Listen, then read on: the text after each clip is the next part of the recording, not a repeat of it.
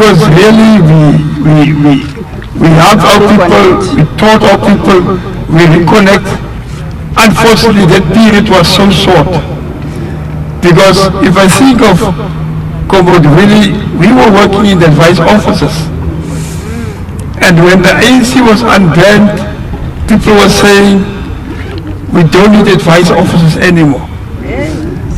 That was a time which we really needed it. Because our people needed much more help than before. So those things that we've been doing, there's so much more that we need to do. I'm coming from Saldanha Bay. Just 5 days ago, 5 fishes drowned at sea in Mossel Bay.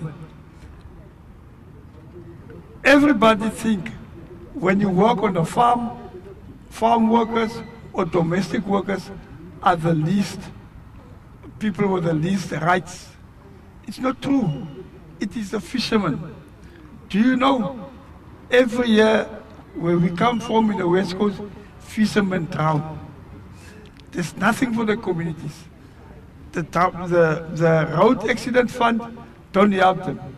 When you're in a taxi, you get injured, you die, the road accident fund see to you. Those fishermen, they go out to sea, they buy diesel, they buy petrol. Their boats are roadworthy, are seaworthy, but when they die, there's nothing for them.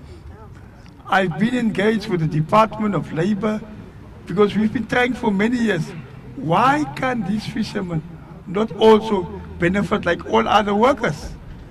Then it was said the ILO, they need to sign there for the fishermen also so that their work that they're doing can be regulated. Because the fishermen who are complied are the fishers who catch fish for service, for INJ and the ballistic. But the poor fishers, the line fishers who catch snook that we eat every day, that's so nice, they are not being. So there's still many things that need to be done in this country. And these are the other tiers of pain that I'm talking about. We were fighting to have a better life. We were fighting not to stand in the cold as we do today. The struggle continues, comrades. I thank you. Thank you very much, comrades. More hands.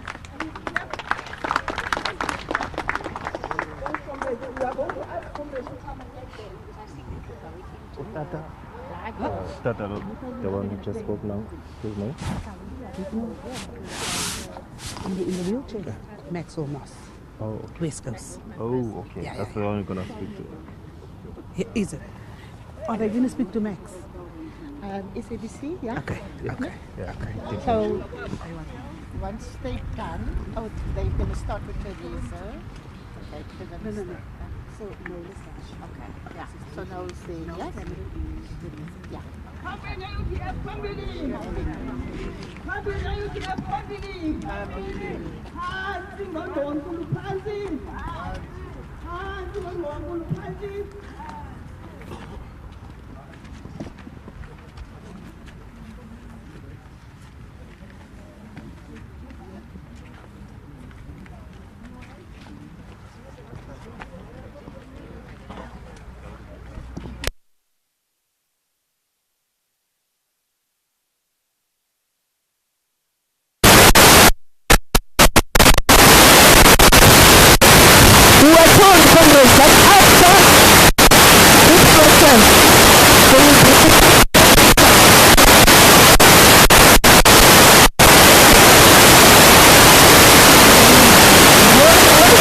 In the Mitchells Plain Community Advice and Development Centre for 27 years with other comrades.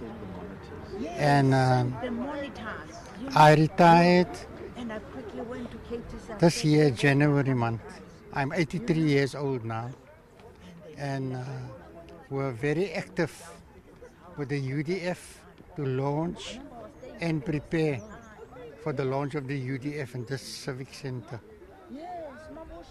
Talk to us about the role that UDF played.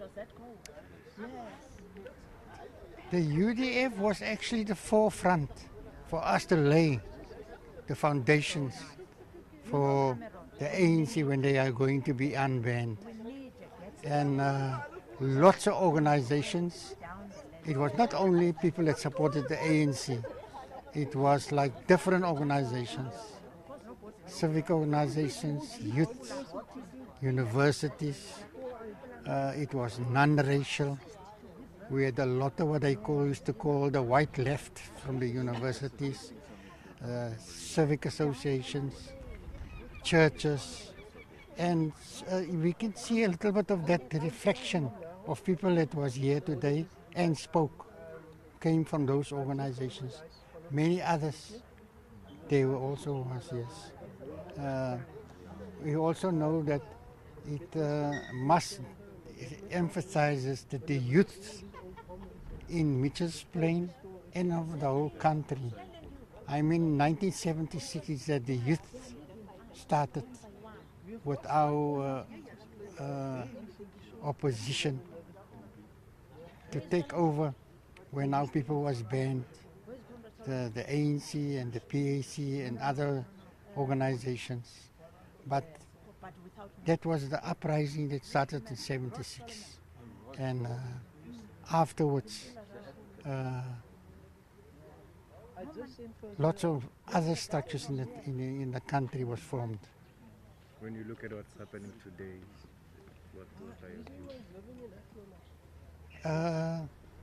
Feel very sorry of how our country has gone back, with obviously with various other things, but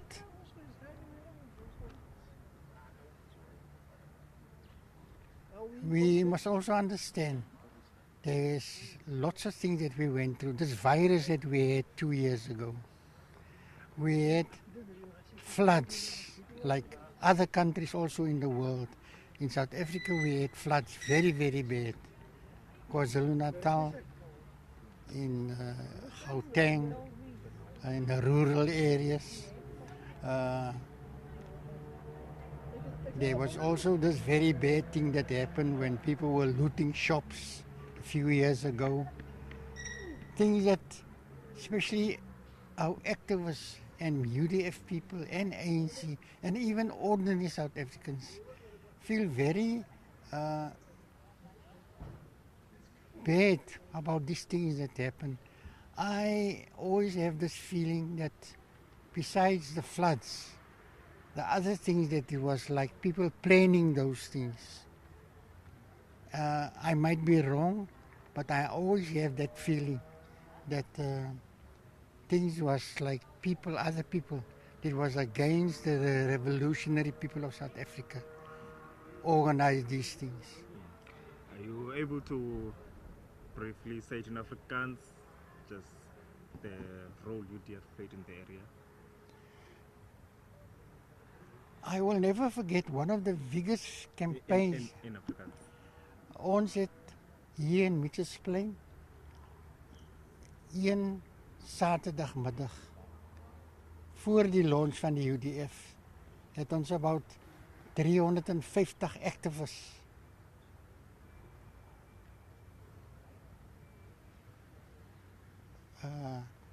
kameraden van die townships, KTC, Kailicha, Crossroads, Hanover Park, Menenberg, Mitchell's Plain, het ons beginne onder in Woodlands om door te gegaan het om met die mense te praat van wat staan die UDF voor en wat ons eintlik wil hê eendag. En dit was baie goed, ons het gewerk van onder af, van Woodlands af. Al die areas, Tafelsig, Mitchell's Plain, Rocklands, Westridge, Portland, Eastridge, Tafelsig en hiernatoe. En hier was like paar duisende mense hierso want hulle gesien het hoe ons gepasiliteer het. Thank you so much. So can I get your names? Okay. William, David, Ralph, Simmons. Dis S-I-M-M-E-R-S.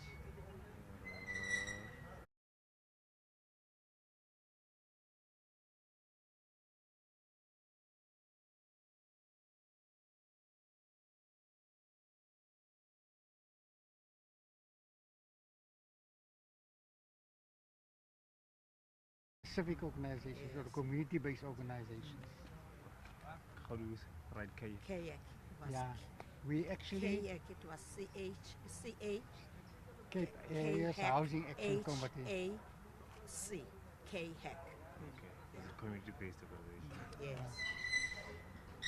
Thank you so much. Thank you sir. very much. Okay. Thank you.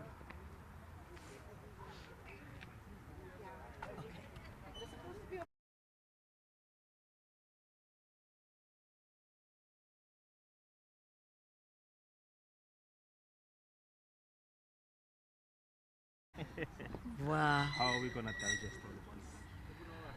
You know, so much history in one day.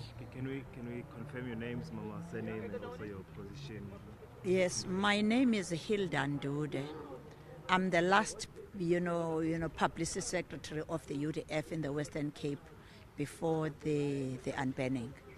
Yes. What role did you play, and also just talk to us about the role of the UDF as well? The role of the UDF was a conglomerate of different organizations. That is why it was called the United Democratic Front.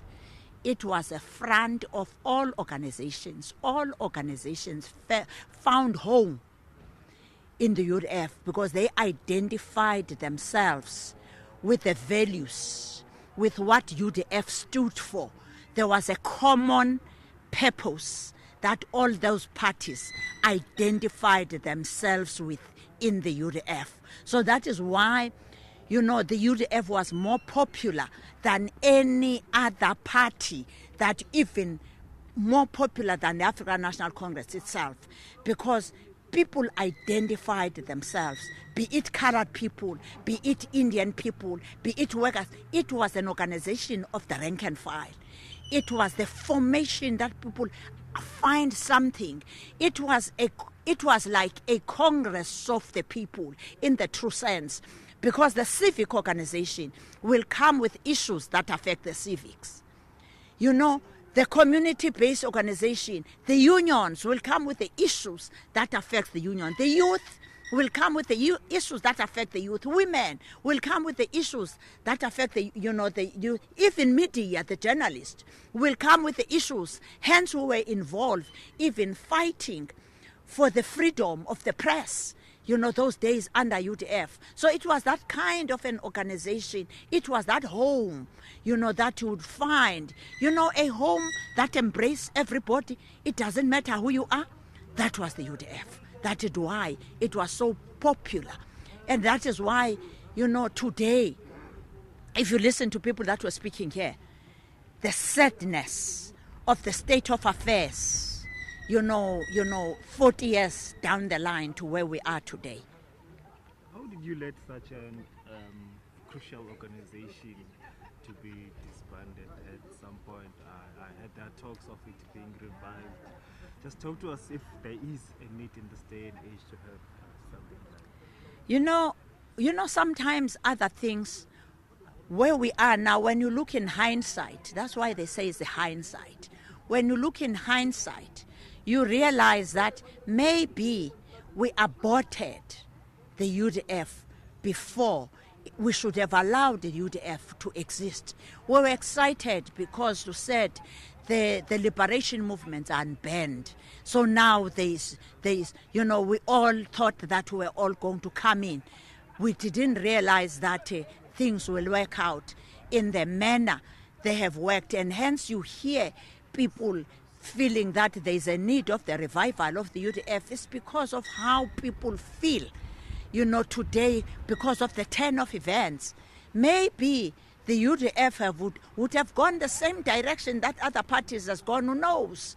Because we are living in the 21st century. The issues have changed. You know, the standing has actually changed, but the suffering of the people on the ground still remain. That is what pains the most, the point that Willie Simmers made and Maxwell Moss from Saldanha was making, that the pain is that the suffering of the people is still there. 40 years, down the line, and that the dream, the dream deferred. You can say that the dream of the UDF was really the dream that deferred, that never saw, its completion, its finality. Thank you so much. Do you speak any Nguni language? Yes, I do speak Xhosa. Oh, yes. Thank you. Ndingatsho ukuthi namhlanje njengoba silapha eRocklands uzozikhumbuza ngesikhumbuzo se-UDF amashumi amane edlulayo ukuthi abantu bakuthi namhlanje bazifumana kwimeko engaphezulu kwebabekuyo 40 years ago. Yilento sithi ukupheliswa kwe-UDF okanye basivale i-UDF mhlambe yayingekubo bulumko ngesasiyekile iqhubekeke, mhlawumbe ngesingekho kule ndawo sizibona sikuyo namhlanje. Idabi labantu lisaqhubekeka ngoba abantu basalambile.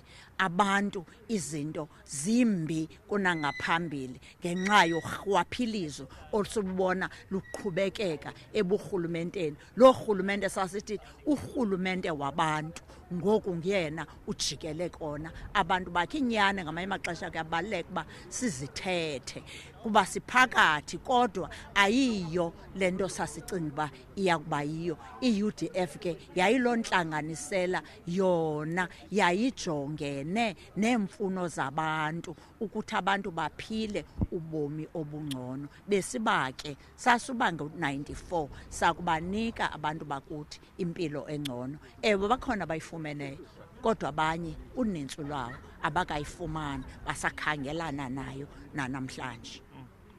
Just briefly before I let you go, do you think it's possible to revive an organization like the UDF, the conglomeration of all these civic organizations? Anything is possible because people are disillusioned and things have not gone the way we thought they will. So it is possible that UDF can be revived. Thank you so much. Confirm your names again. Hilda Ndude. Yes. Tape position. Yeah, former UDF Publicity Secretary in the Western Cape.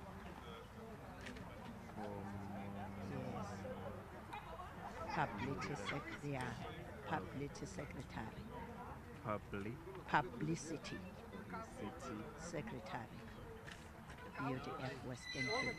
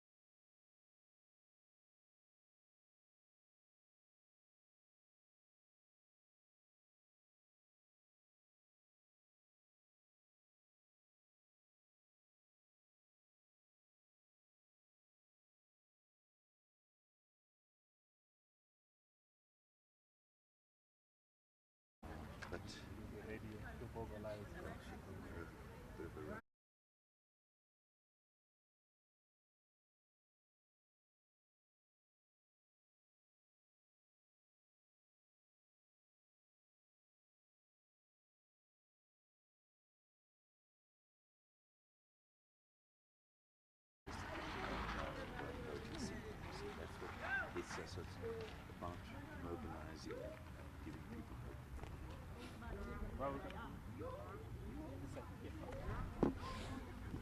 Okay. If you want me to do a little bit of Afrikaans, I can. Or Oh, you sure? because you had English with, who did you interview first? Willie. Well, look, whatever you guys want, it's fine. We And did he'll both. did it. Oh, son, eh? Yeah. Only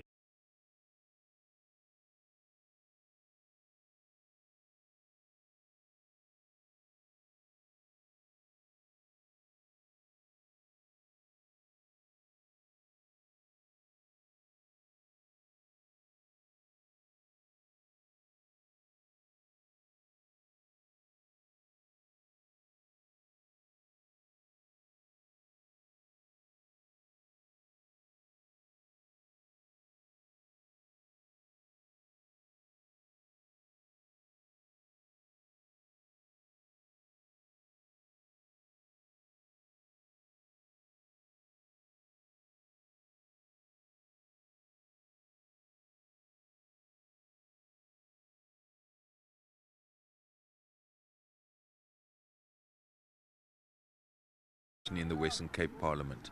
okay. Just talk to us about your role here today. Well, I was not actually physically present on the 20th of August 1983. I was a 20-year-old student, but from 84 and onwards, the anti-tricameral campaign, we were mobilized as the student sector of the United Democratic Front. That was AZASO, NUSAS, and COSAS that organized the high school. So we were known as the Non-Racial Student Alliance. And from the 80s, we got involved in affiliates of the UDF and taking up campaigns, the Million Signature campaign, the anti-tricameral campaign, campaigns in support of workers, consumer boycotts, and also the Education Charter campaign was something that I also personally got involved in. We were trying to look at a new vision. But for me as a young student coming from George, coming to Cape Town to study, it was a time, the UDF experience was one which connected people in a very non-racial way. I remember going into Guguletu with people like Christmas Tinto, Zoli Malindi, Auntie Mildred Lasia, Mum Lasia, who was here today, and then moving into Mitchell's Plain, getting to know people like Cheryl Carolus, Johnny Issel and others. So it actually exposed me as a young white student to true non-racialism, and I think for me that was very special, and there was never a moment in that time that I felt unwelcomed, and I always felt that I was part of the struggle, welcomed into the struggle, and it was a very affirming time. And so we've just decided as activists that were involved in the UDF to make sure that something happens today in Rocklands on the 20th of August 2023, because as you know, our President Cyril Ramaphosa will be addressing the national celebration. Popo Molefe will be a key speaker there, also Cheryl Carolus. But this is where it happened 40 years ago. So what happened today was laying of wreaths in commemoration as well of the many that have died. One of our heroes from that time, Wilson Sadina, for instance, was just buried yesterday. We've lost many comrades along the way during that time, but also afterwards.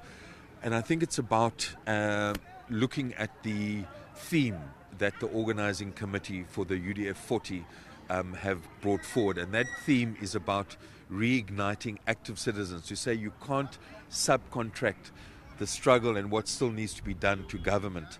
You have to be strong on the ground. As someone said here today, Andrew Bahrain, talk more to the people, connect more with the people. Secondly, the issue of accountability, that as our democracy matures, whether I'm an ANC MP or you're from another political party, every leader who's elected needs to be held accountable without fear or favor, so that the quality of service delivery is improved. And then lastly, and for me most importantly, is the issue of transformation.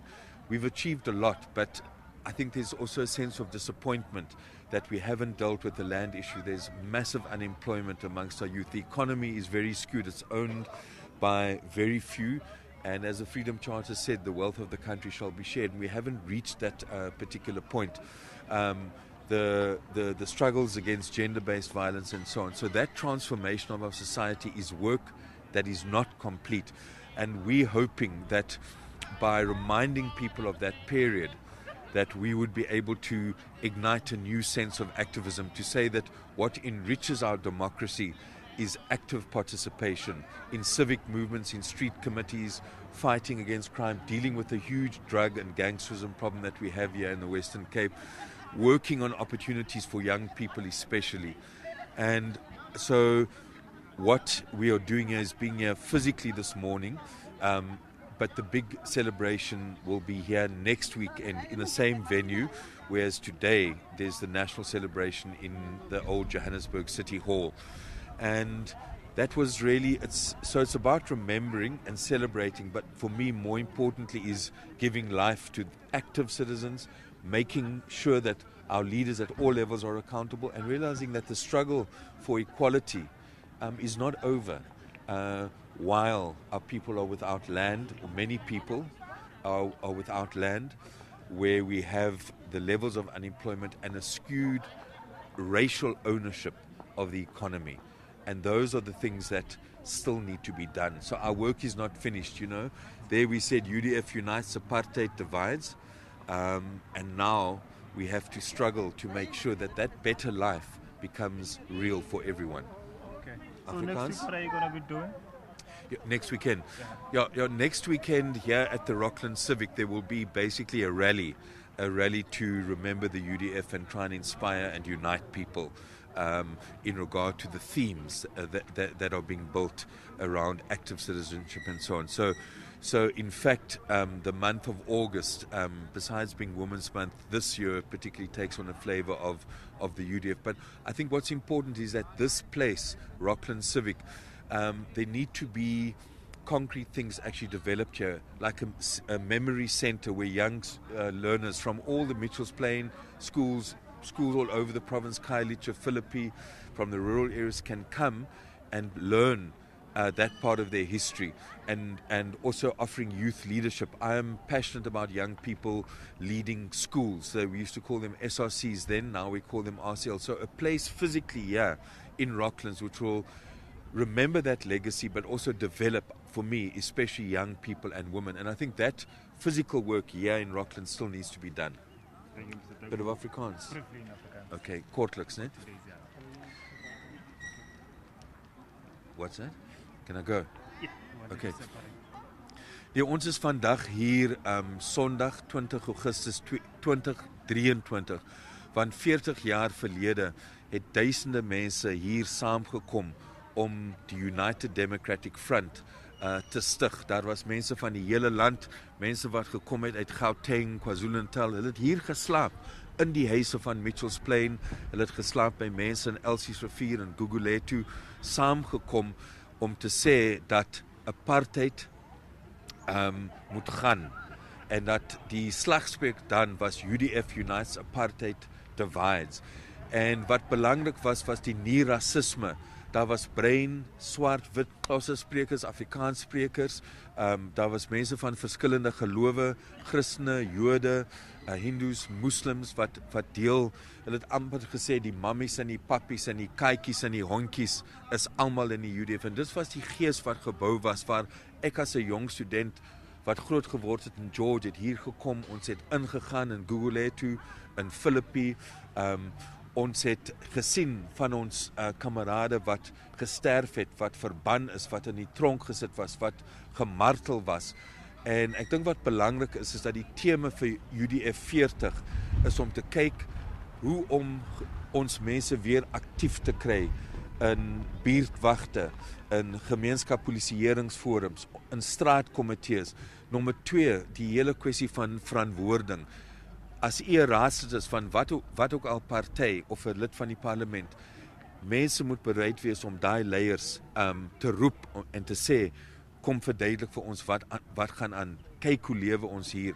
En dan die laaste issue van die tema van die UDF 40 is natuurlik die transformasie. Die feit dat ons stryd is nie verby nie. Die mense het nog nie grond gekry, die boere wat nog die grond gekry het, moet daai grond kry. Daar is grond nodig vir behuising. Armoede is 'n groot probleem, werkloosheid is 'n groot probleem, die geweld teen ons vroumense. So wat belangrik is ook is die transformasie van ons land. Maar ek dink die tyd het eintlik aangekom nou 40 jaar om ons mense weer by mekaar te bring. Ongeag geloof, ras, taal, Ons moet weer by mekaar kom om ons provinsie en ons land 'n beter plek te maak. En ek dink dis die boodskap. UDF het tot 'n punt gekom.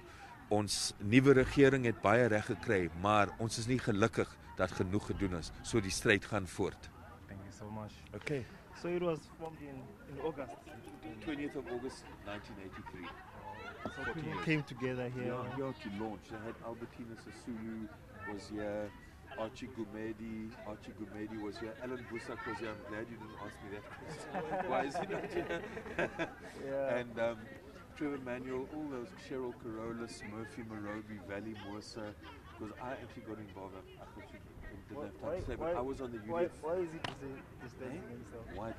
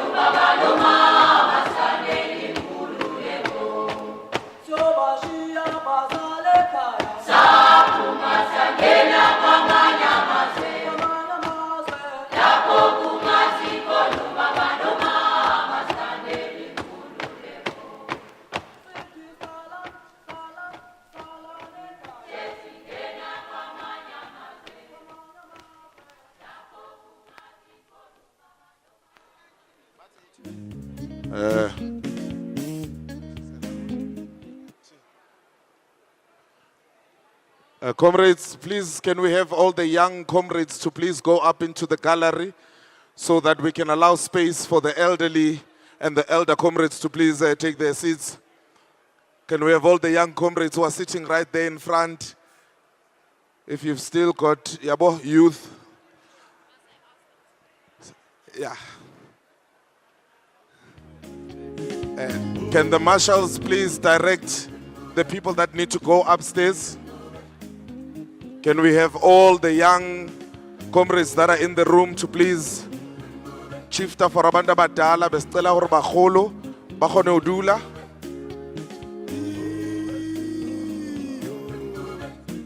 We still have a lot of space upstairs, so all the children, all the youth, to please make your way upstairs into the gallery. The marshals are going to direct you.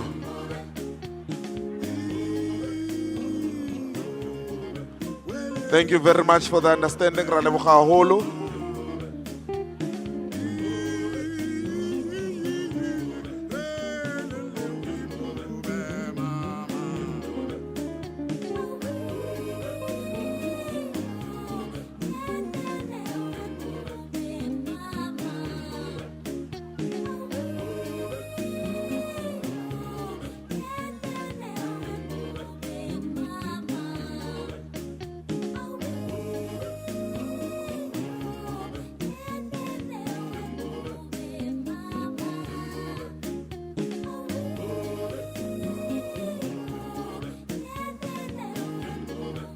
We still have some elderly comrades that we need to seat so that we can start. All performers get ready on stage, please.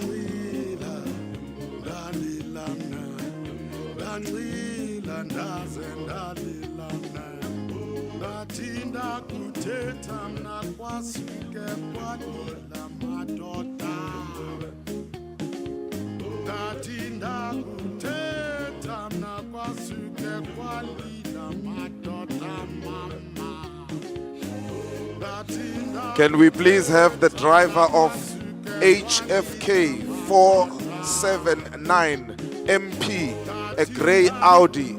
Please, can you come and remove your vehicle in front of the venue?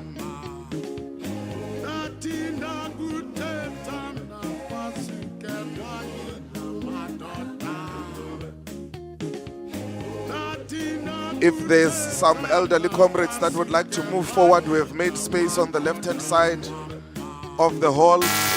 Please, can you move forward to the left-hand side of the hall?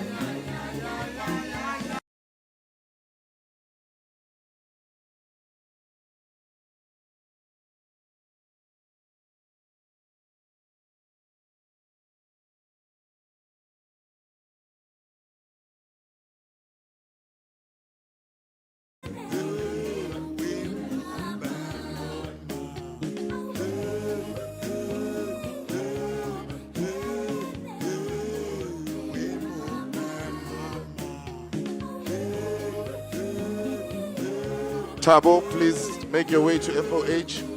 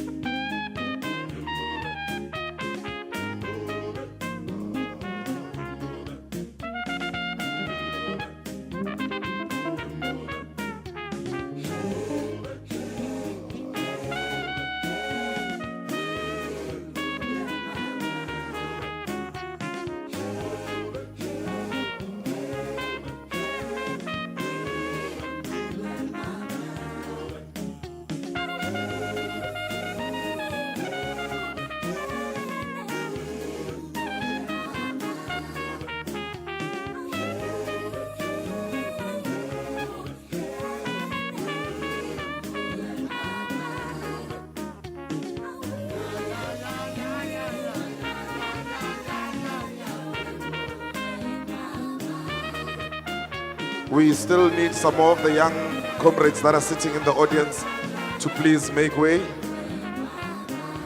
The marshals will direct you to go upstairs to the gallery.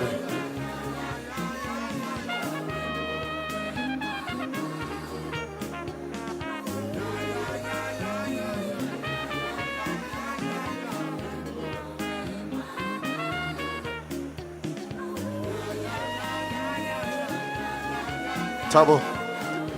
Come forward.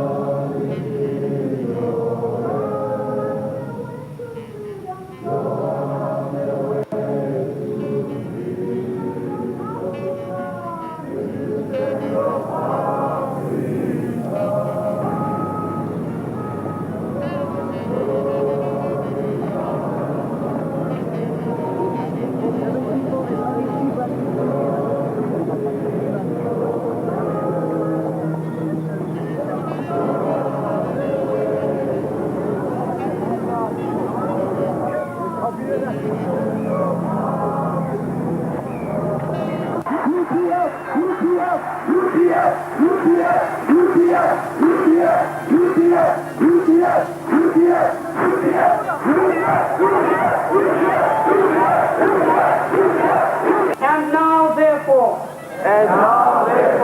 we pledge to come together. In this united democratic front. And fight side by side.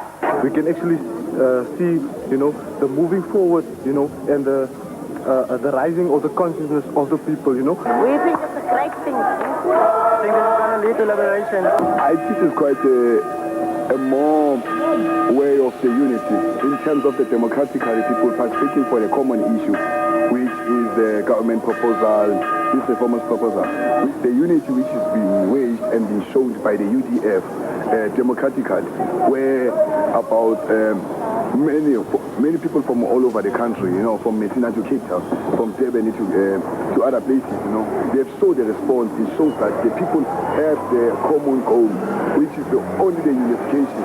And for that matter, even in the future country, it will be participating on the people's basis, and that country will only going to be based on the will of the people, which now is being shown by the UDF itself from this launching of it. This day, today, is a culmination of 7 months' work to see the launching of the National United Democratic Front, which is sure going to go into the records of history as an important event, bolstering the tide of the struggle, speeding up that day when the people shall say, we are free, justice is here. When the people shall live together as brothers and sisters without the exploitation and oppression of the other. The idea of the front, therefore, was a new concept in the struggle of the people for the last 20 years above. And it was understood to be standing for unity in action, accepting the fact that all the organizations coming together have got differences. There are also differences of class, differences of ideology, differences of intent, but all of them agree that they reject the reform proposals that are proposed by the Botha regime. And as a result, they need a broad front to do that.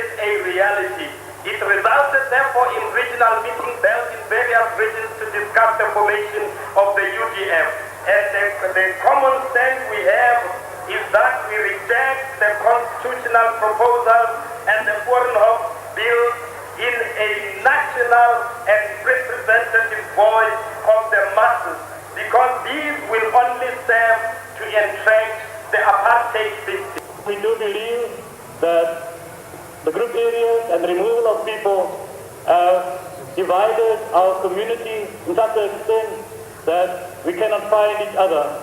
But we are so happy to know today that via the UDF, we as a community will be closer and closer drawn together. But it is a very historic occasion today for all of us. And when that time comes that they want to remove our brothers from Langa and Nyanga against the rebel, we as other races, the colored and Indians, must be ready to go in action and stop the removal, even if we go to jail. By sitting here and watching our people being removed, what will we achieve? When one talks of the rising cost of living, the increase in inflation, one wonders that over the years costs have gone up, and costs go up, but wages go up much slower.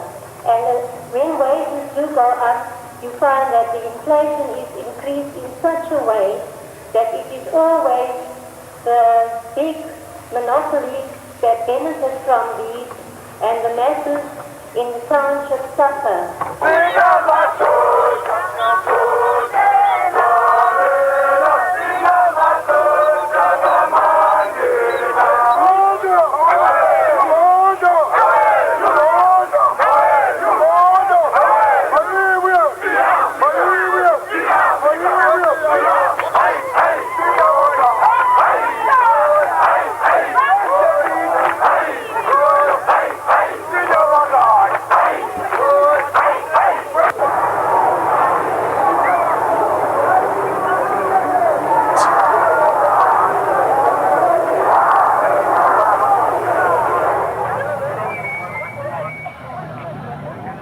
Ladies and gentlemen, please may we all rise for the South African national anthem.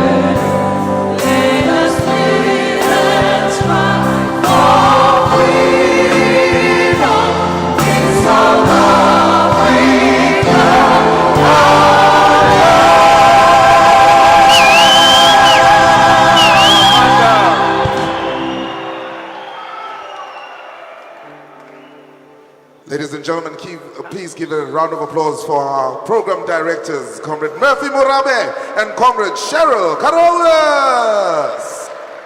Well, he's already announced us. I'm Murphy Murabe. I'm was part of the UDF in 1983, and currently I'm in the steering committee that has organized this event and been able to bring all of you together to go back in time so that we can understand where we are, because the future is calling on us. I'm here with my colleague, Cheryl, or actually not colleague, comrade. Thank you. Cheryl Carolas. And she can introduce herself. I don't know if I've got sound. Oh, I do. Mandla! Mandla! Good morning, comrades.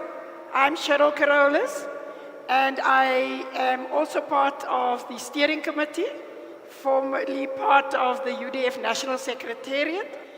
I must also say, and I'm very proudly one of the young women, well then, of the women's movement. And don't laugh, we are all the same age. Thank you.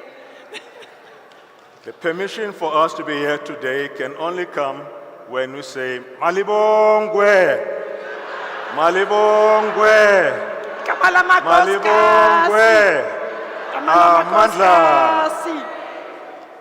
Comrades and friends, welcome to this event today. First things first, the safety moment. In case of an emergency, the exit signs are very well written. There's an exit at the back and the exits on the sides of the hall, and you can also go out at the back of this hall that will take you into the other direction behind. It's a long list that I need to go through, but because of time, all I can say, there are marshals around. They have been primed to be of assistance to guide you in the event of an evacuation in an emergency. The collection point, when we leave this hall in that unlikely moment of an emergency, is Mary Fitzgerald Square. We all have to go and congregate there so that we can do a roll call. But none of that is going to happen today because, as we say, it's a moment in which we are going to be in reflection. It's a moment in which we'll be engaged and entertained and, in fact, moved along by the beautiful music that will be accompanying us in our program. But first, I would like to welcome our former presidents and colleagues and comrades, Ntate Thabo Mbeki, who is with us today, and Ntate Kgalema Motlanthe.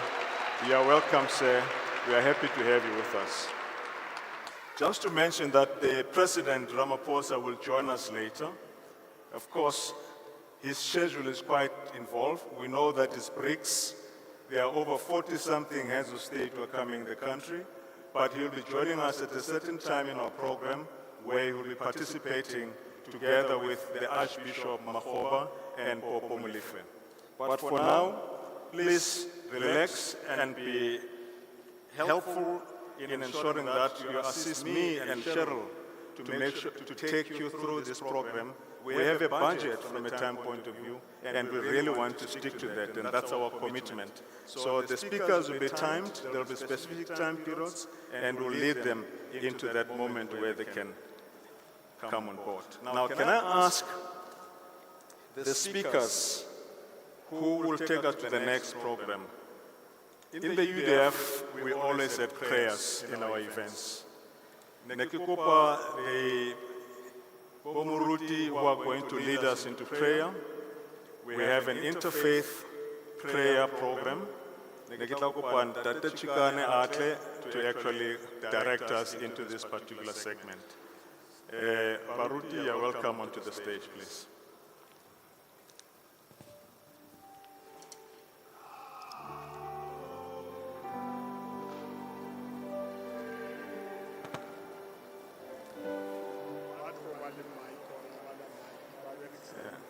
I think so. They'll use one mic.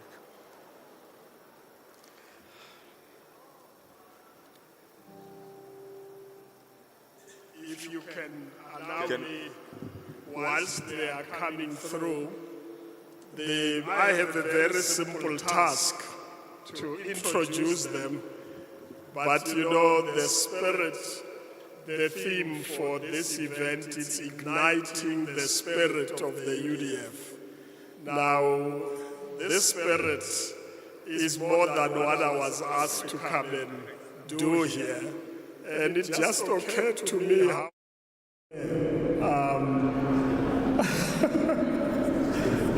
I was 33 and a half years old. And I think all these comrades who are sitting with me were much younger. Comrade Trevor, 27, I think. Comrade Vali, younger than that. And Comrade Cheryl, quite young, and Murphy. But at that point, I mean, the determination to take on the system was beyond any imagination. And I think this is a great day to come and celebrate together. Let me just say, protocol observed. I don't expect the religious leaders to go through protocol issues because of time. My assignment was to introduce them and say to you, it was in the culture of the UDF to make sure that we had multi-faith prayers. Unfortunately, we can't bring everybody. And so we have got the 5 faith groups. The issue was UDF unites, apartheid divides, and that we were committed to reflect the new society, which will be based on guaranteed rights of the people, including their religious rights.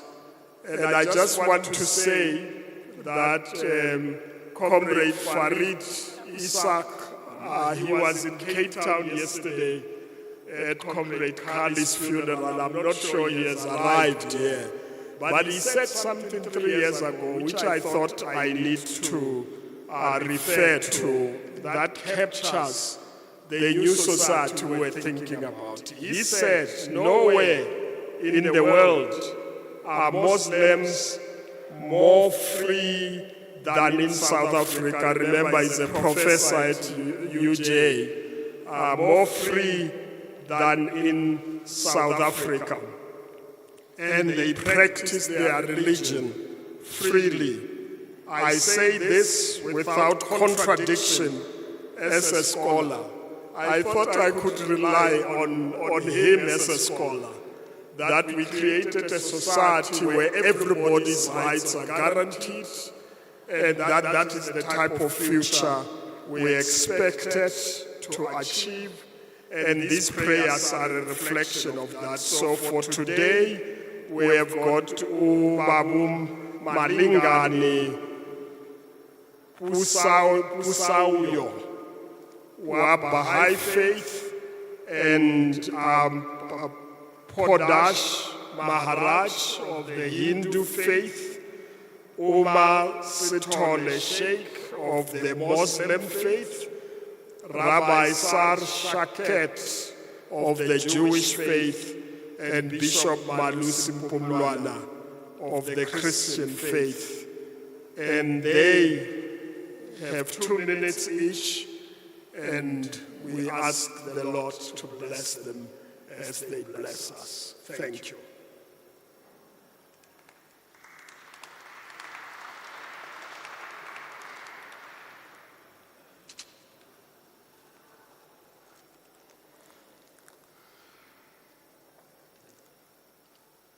O thou merciful God, O thou who art mighty and powerful, O thou most kind Father, these servants have gathered together, turning to thee, supplicating thy threshold, desiring thy endless bounties from thine assurance.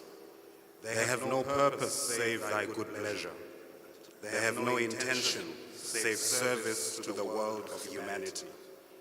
O God, make this assemblage radiant, make the hearts merciful, confer the bounties of the Holy Spirit, and endow them with the power from heaven.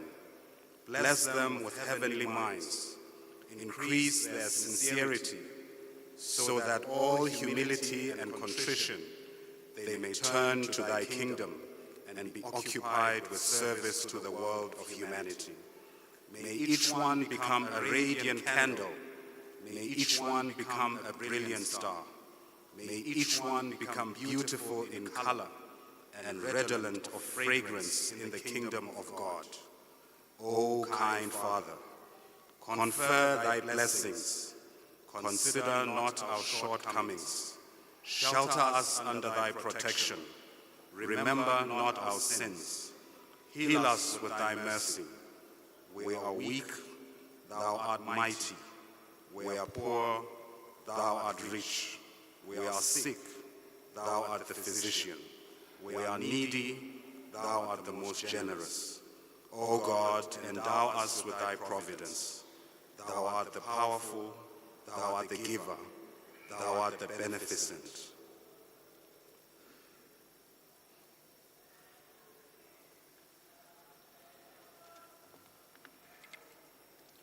Out of Psalms 15, Eternal God, who may abide in your house and who may dwell in your holy mountain, those who are upright, who do justly, all those whose hearts are true, who do not slander others, nor wrong them, nor bring shame upon their king, who give their word and come what may, do not retract, who do not exploit others, and never take bribe.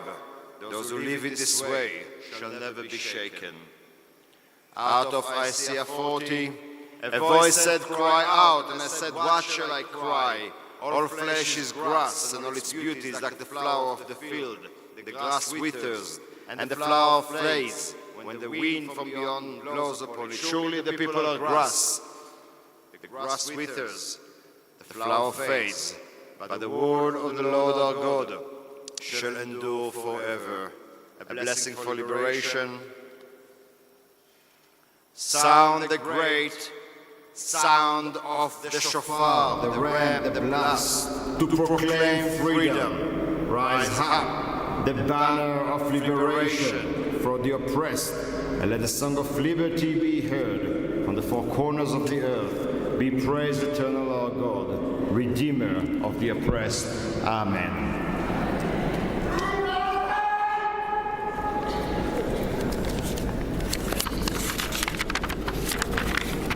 بسم الله والصلاة والسلام على رسول الله وبعد.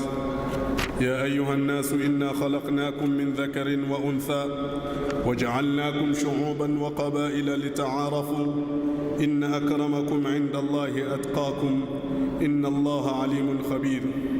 O mankind, we have created you from a male and female and made you into races and tribes so that you may identify one another. Surely the noblest amongst you in Allah's sight is the most pious of you. Allah is all-knowing, and Allah subhanahu wa ta'ala is aware. Allah says in the Holy Quran, وَلْتَكُمْ مِنْكُمْ أُمَّةٌ يَدْعُونَ إِلَى الْخَيْرِ. There has been a group of you from among you who will call towards good and be the fair and forbid the unfair, and it is those who are really successful. Also, Manjas Magati, Allah subhanahu wa ta'ala, glorified is your name. You are the most merciful, the most compassionate, the just. Salutation and peace be upon our beloved Master, Messenger, our teacher, and the noble Master Muhammad sallallahu alayhi wa sallam. So Mandla, ours is gratitude for the beautiful land bestowed upon our nation. Smagate, we pray for peace in our land. So Mandla, protect us against our own mischief and ignoble pursuits. So Mandla Smagati, Allah, inspire our land with your guidance and acceptance. So Mandla Smagati, Allah subhanahu wa ta'ala, the noblest in your eyes are the righteous ones. The honorable in your court labor to establish justice, order and peace. So Mandla Smagati, Allah, the wealthy in your knowledge seek only your pleasure. So Mandla, initiate us amongst your successful servants that establish good and forbid evil. So Mandla, Allah, grant us the consciousness of your omnipresence and absolute justice. Somandla, incline us, our disposition towards justice, righteousness, and fair dealing. Somandla, as you have united us against the evil of discrimination, save us from self-harm after your deliverance from apartheid. O Allah, unite us again today in the fight against corruption. O Somandla, guard us against indifferences towards your commands. Somandla, Allah, liberate us from dishonorable servitude of materialism and greed. O Allah, on this day, 40 years ago, the United Democratic Front was born with a noble goal of fighting against subjugation of humanity by fellow humans. O Allah, the fight against apartheid was a testament of human spirit to fight oppression in all its forms and acceptance of a common destiny for all humanity unto you. O Allah, the victory over apartheid was from your promise. Truth shall prevail over falsehood, and none shall bow to another but you, the one and the only sublime. We have faith in your promise. Even this dark cloud shall pass. O Allah, Somandla Smagati, unite us against hunger, disease, and oppression. O Allah, your infinite in generosity makes us grateful and united charitable servants. O Allah, shake the hearts of those steeped in corrupting your order and commands. And lastly, O Allah, we ask you to unite us on this occasion to be the first day of the future of a better South Africa. Jazakallah khair.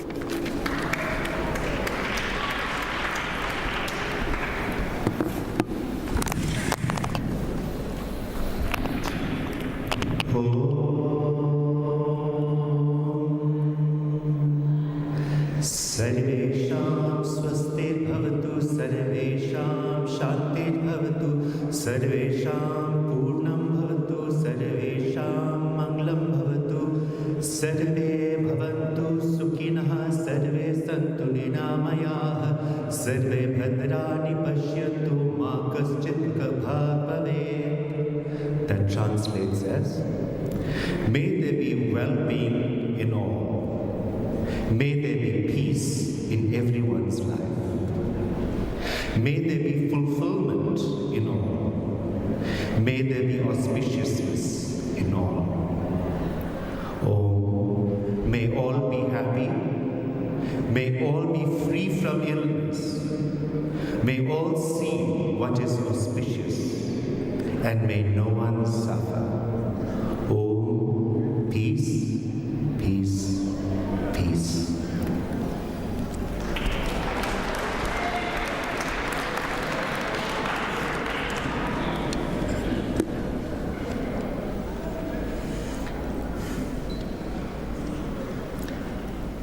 Holy Trinity. 40 years ago in 1983, you inspired the citizens of this country to stand together as one body to reject the racist apartheid constitution. Its tricameral parliament created for whites, colors, and Indians, and to reject the tribal balkanization of South Africa into the ethnic Bantustans made up of 13% of the country. We recognize with much regret that even in that endeavor, our communities were torn apart in deadly conflict, with daily deaths in places like Uitenhage, Port Elizabeth, Cape Town, Witwatersrand, and the Natal province of the time. We acknowledge that pain as it has never been healed. Yet through those whom you inspired, you called on us to stand up in our various geographic corners and our various organizations to struggle for a united and democratic society where race and political affiliation should not divide us. Mercifully grant, we pray, that even as politics, race, and ethnicity continue to divide us, we may work for national healing and arouse the spirit of mutual tolerance in the spirit of a common South African identity, free of racism, of tribalism, of xenophobia, and gender prejudices, free of violent crime, gender-based violence, and femicide, with governance with integrity and accountability, and free of corruption and deprivation, with food and shelter for all, and every child born to grow to its God-given potential. This is the South Africa we pray for. This is the South Africa we want. We ask this in the name of our Savior Jesus Christ, who came that all may have life and have it abundantly. Amen.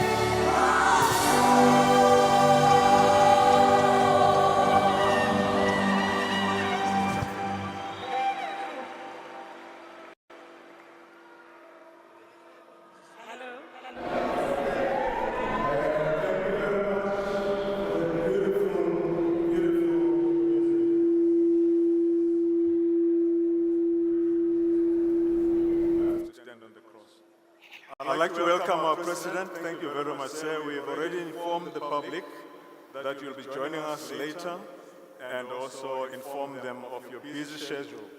You know, they are all the world leaders who are descending on our beautiful country, and you are our diplomats to represent us well in those discussions at BRICS. We look forward to what will come out of it. Thank you very much and welcome, sir. The program is already underway. We have a series of speakers who are going to be engaging us, and I will be asking some of the main speakers for the next section in the sectoral reflections component to please come onto the stage. And Tate Tozamile Bota, Lulu, Johnson, and Edith Corneli Tlake.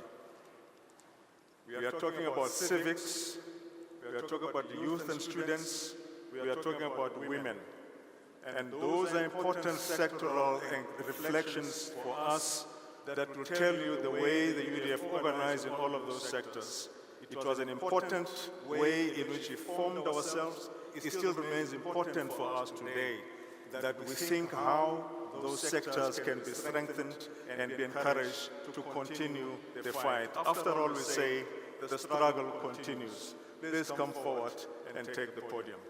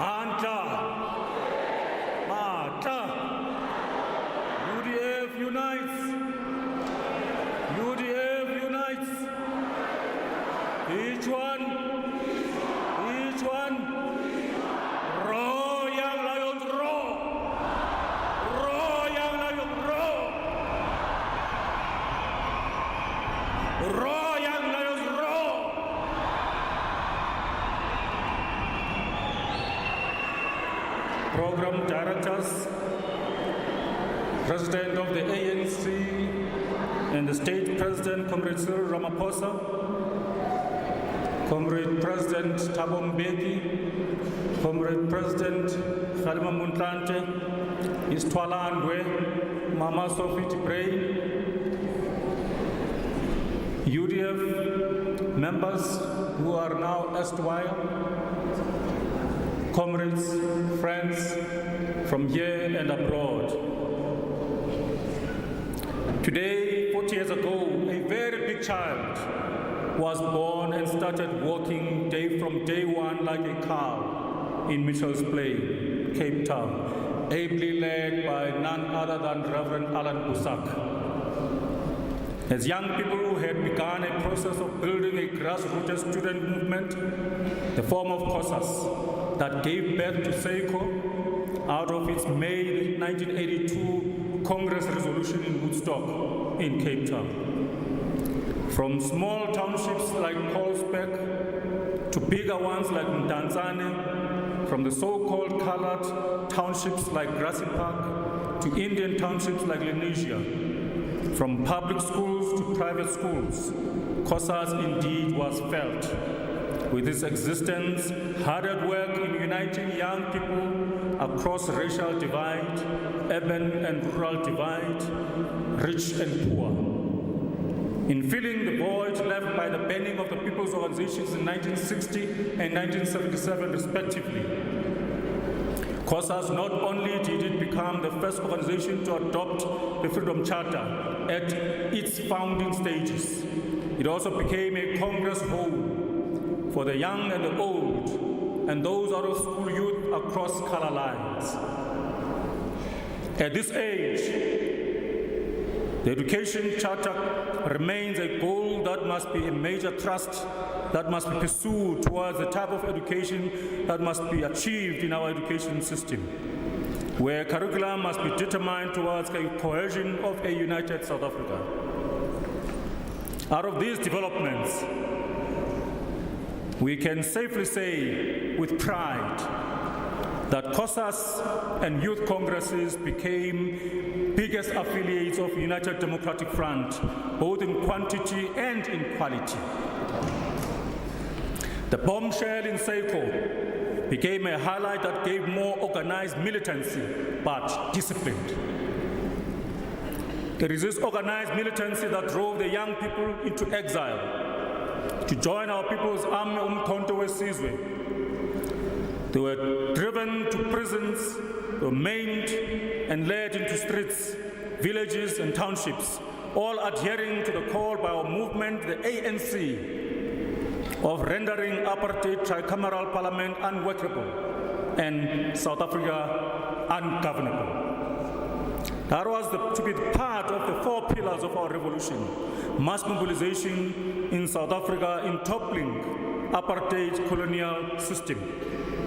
It is in the alliance of COSAS and SACO that led from the front in engaging within UDF, in sharpening intense ideological debates that never divided our movement, as we were bound by the Freedom Charter like that we all adopted. The ideological debates at the time, like today's monopoly capital versus white monopoly capital, were about racial capitalism versus colonialism of a special type, among others. We had to deal with a cabal that wanted to hijack UDF for its own hidden agenda from within UDF ideologically. Our lesson from UDF era must be about such debates that must sharpen our ideological perspectives instead of dividing us to a point of even establishing different political parties like RET and others. Such laziness and hooliganism in thinking must be rejected with cost, as it goes against the very grain that built UDF, that is unity and non-racialism. The legacy of non-racialism that saw a united front uniting the people of South Africa is more relevant today than ever before, especially within our own ANC. It becomes more relevant today than ever before that we all must be hands on deck in rebuilding our progressive student and youth formations, as this becomes the lifeblood of any serious progressive political formation. There can never be any alternative in organizing a strong and relevant youth organization aside from its day-to-day bread and butter issues. Let us call on all progressive young people to defend our water and electricity infrastructure and our natural resources against thugs called Amapara and the Zamazamas.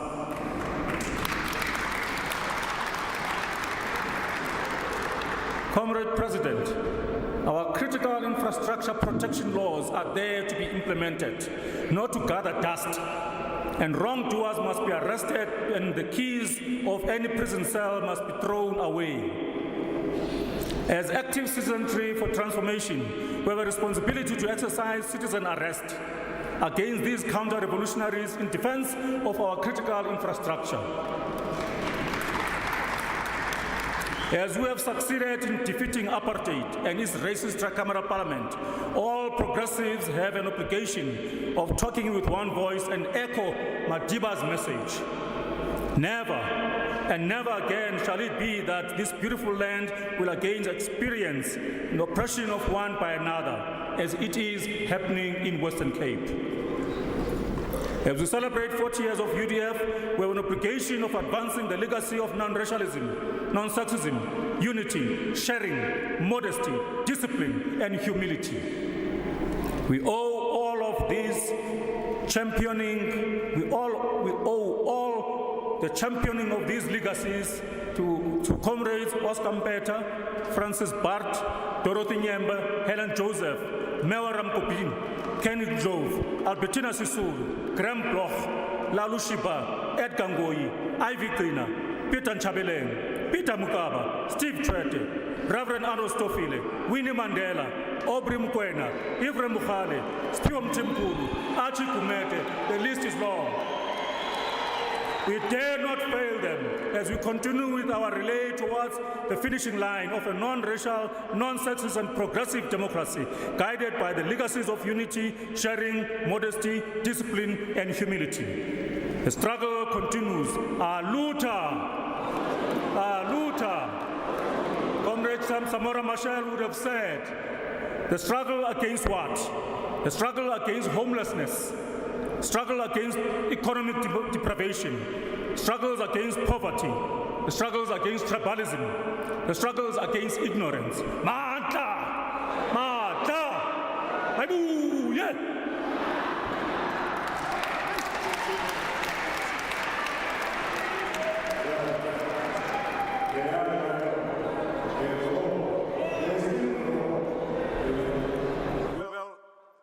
Next speaker is Mayor Edith Litlake. Now, the UDF was formed in 1983. Those who were around will remember the Val uprisings that erupted the following year.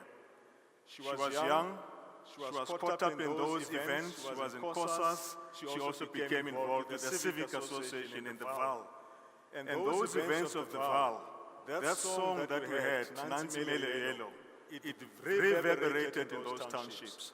They were arrested, some of them and charged with treason.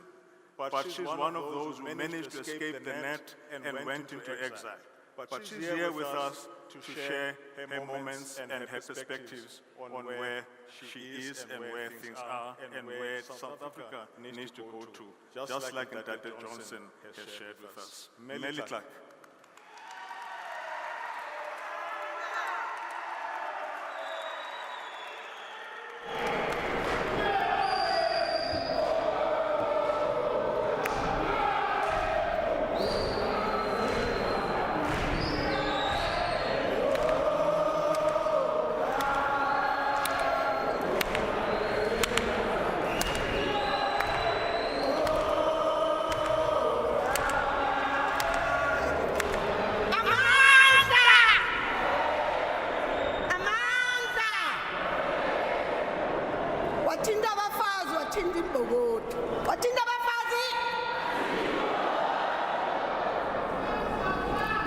Let me respect and greet my president and former president, the leadership present, the leadership.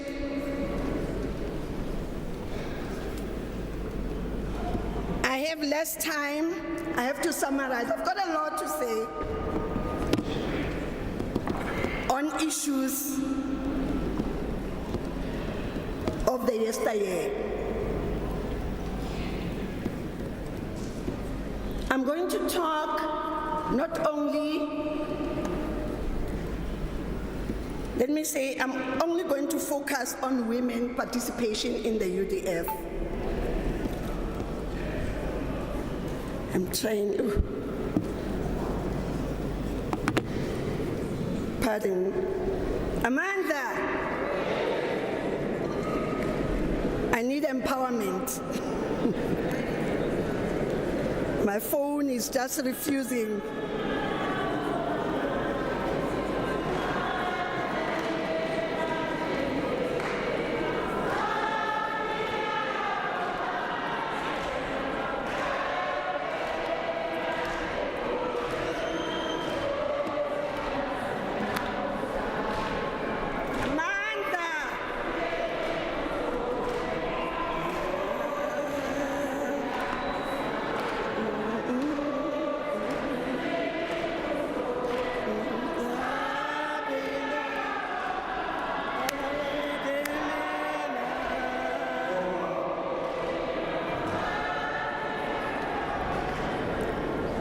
Pardon me, you know, technology can fail you. As we celebrate the 40th anniversary of the UDF, we honor all those heroes and unsung fighters who fought, but they didn't see the liberation. As I said, I will talk about the women of yesteryear. A woman of yesteryear were brave, not afraid to take challenges, and they were committed, hardworking to empower each other. Positions never existed in their minds because they understood that women have more advantage. Advantage in what way? Women can be in all spheres. By age, you are a youth. By being committed and being hardworking and understanding what is needed or the interest of the people, you can be in the leadership. So during the time of UDF, there was no fight of women trying to look for a quota to be in the leadership. But we knew, or you were justly elected because of the work that you do.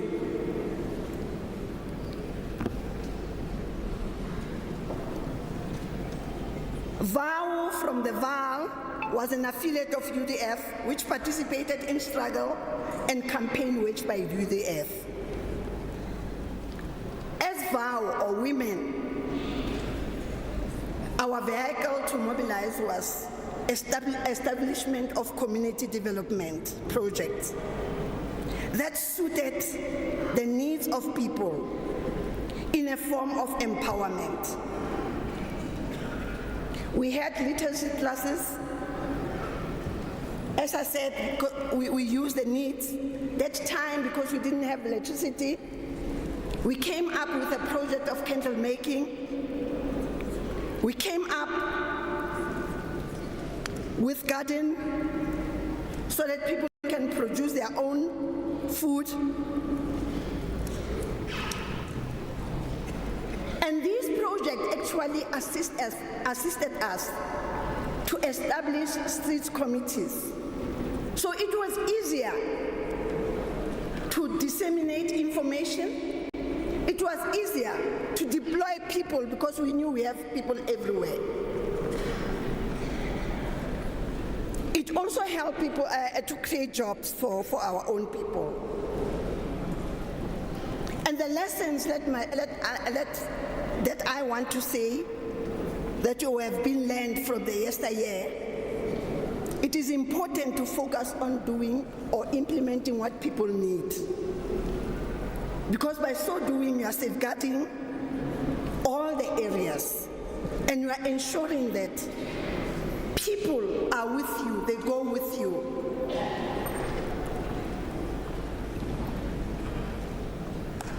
At the present moment, or the currently, what is more needed is service delivery. People just want simple things. They don't want heavy things. They want water, they want electricity, they want the refuse to be collected regularly. If we can do that, it's a winning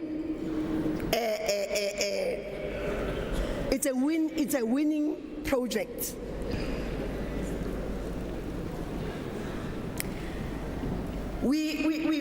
I remember today is a 40th anniversary. Through the bravery of a woman, a year after the UDF was launched, we were in the same wall, Comrade Murphy. And because United Democratic Front was a front of the African National Congress, women were the one in the key, in the forefront to be in the underground.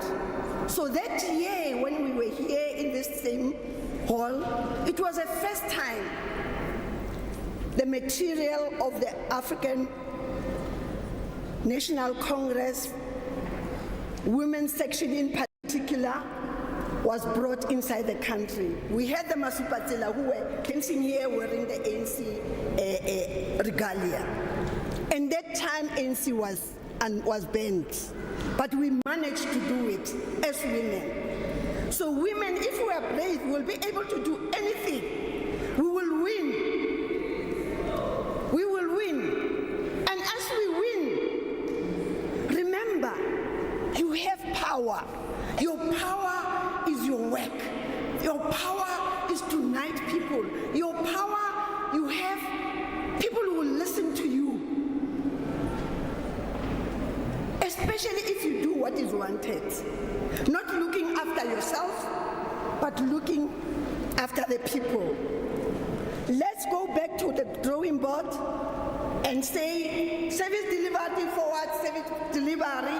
We want to win, we want to stay in this country for as long as we do the right things for the people. Amanda!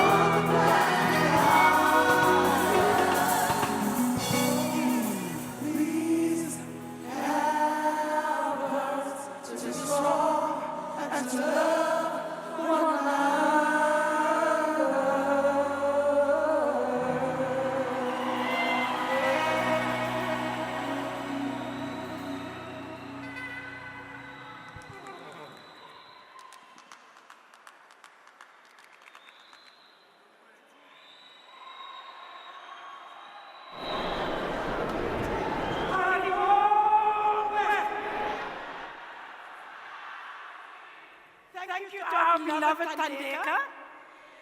Tandeka, I don't know where you think you're running to. I'm saying thank you to you.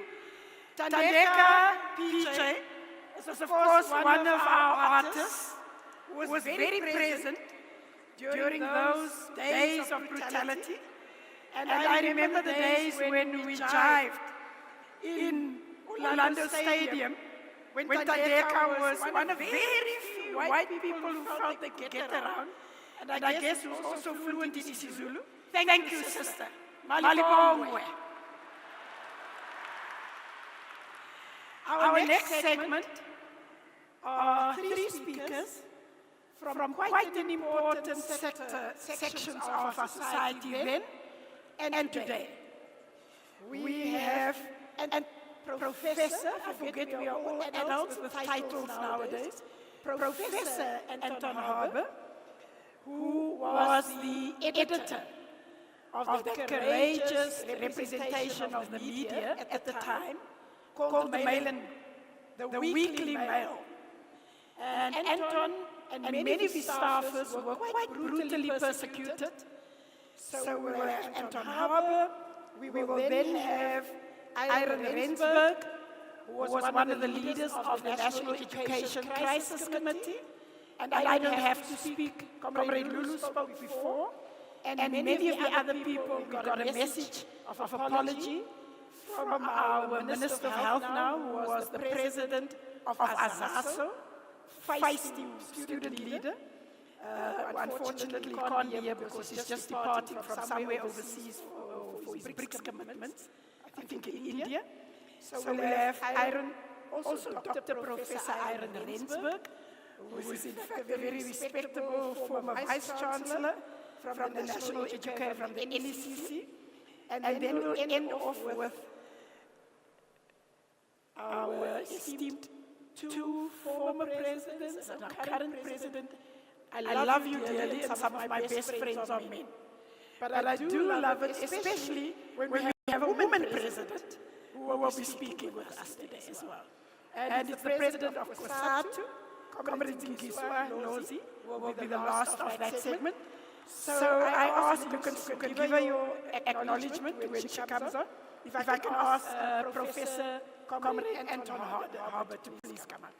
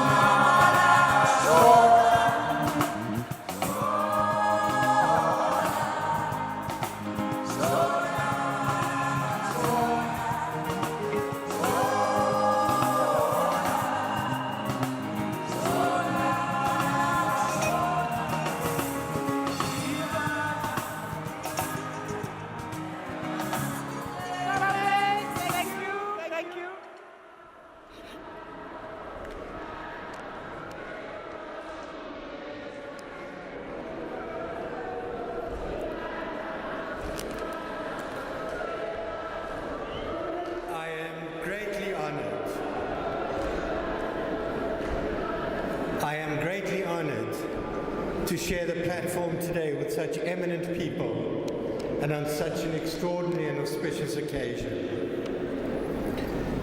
I was reminded that 40 years ago, at the first meeting to elect the regional leadership of the UDF before the big national launch,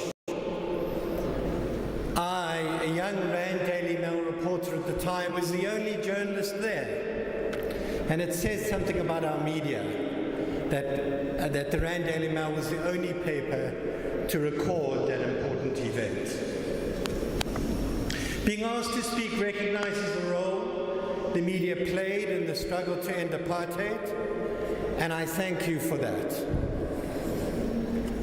I'm going to talk about the role the media played in the 1980s, what this tells us about the role it is or should be playing today.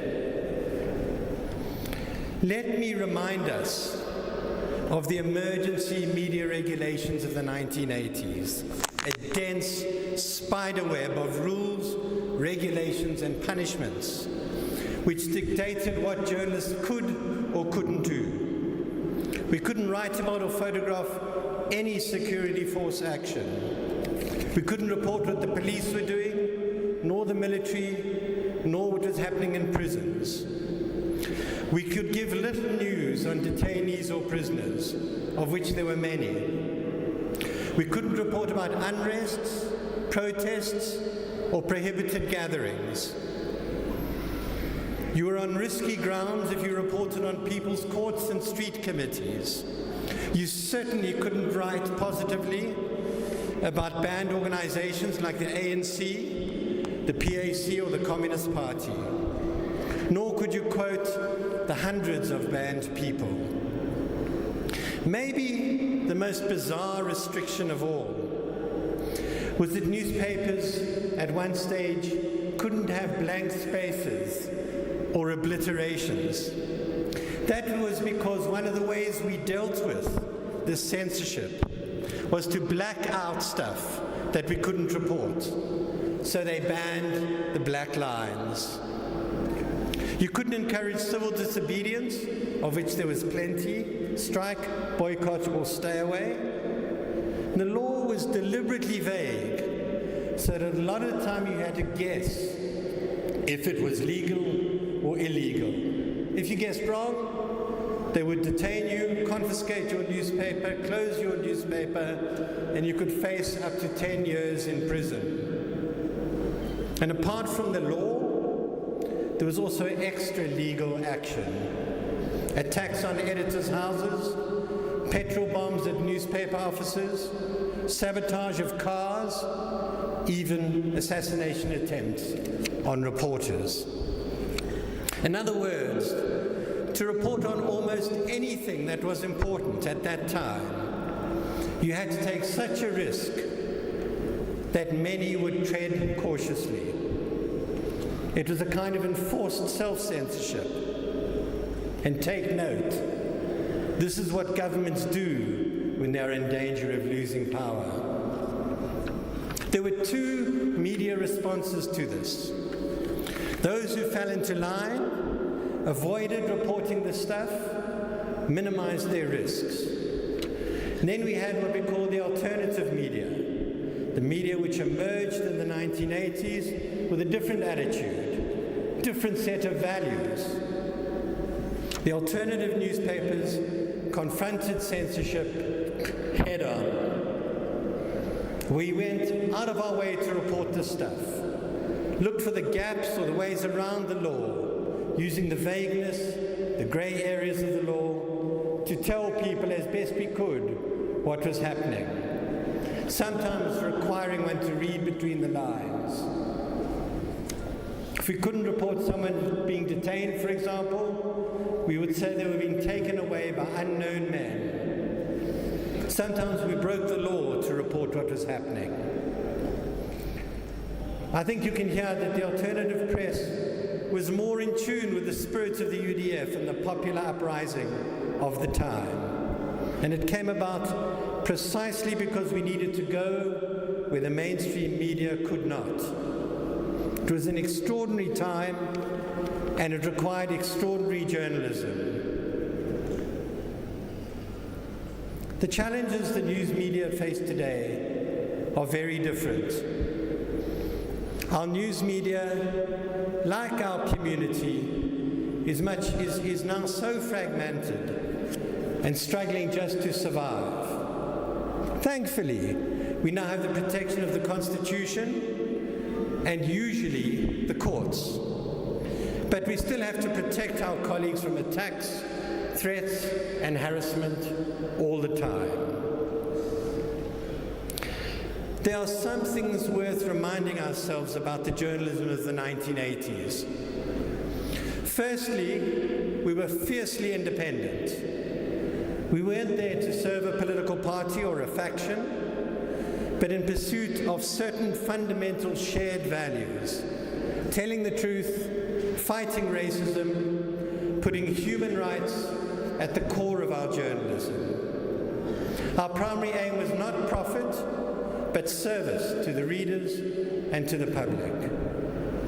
Our role was to uncover what those with power did not want us to cover, to ask the hard questions, probe beneath the surface, to give voice to those very voices that those in power were working to silence. Today, I am grateful that we see powerful investigative journalism, and we owe a major debt to those investigative reporters who work so fiercely. We must support them and make sure they have what they need to do their job. But if we have to ask if our mainstream media, which is a shadow of what it was 10 years ago, is able to bring the nation together and help build it as a community with a shared set of values, or whether it again falls short.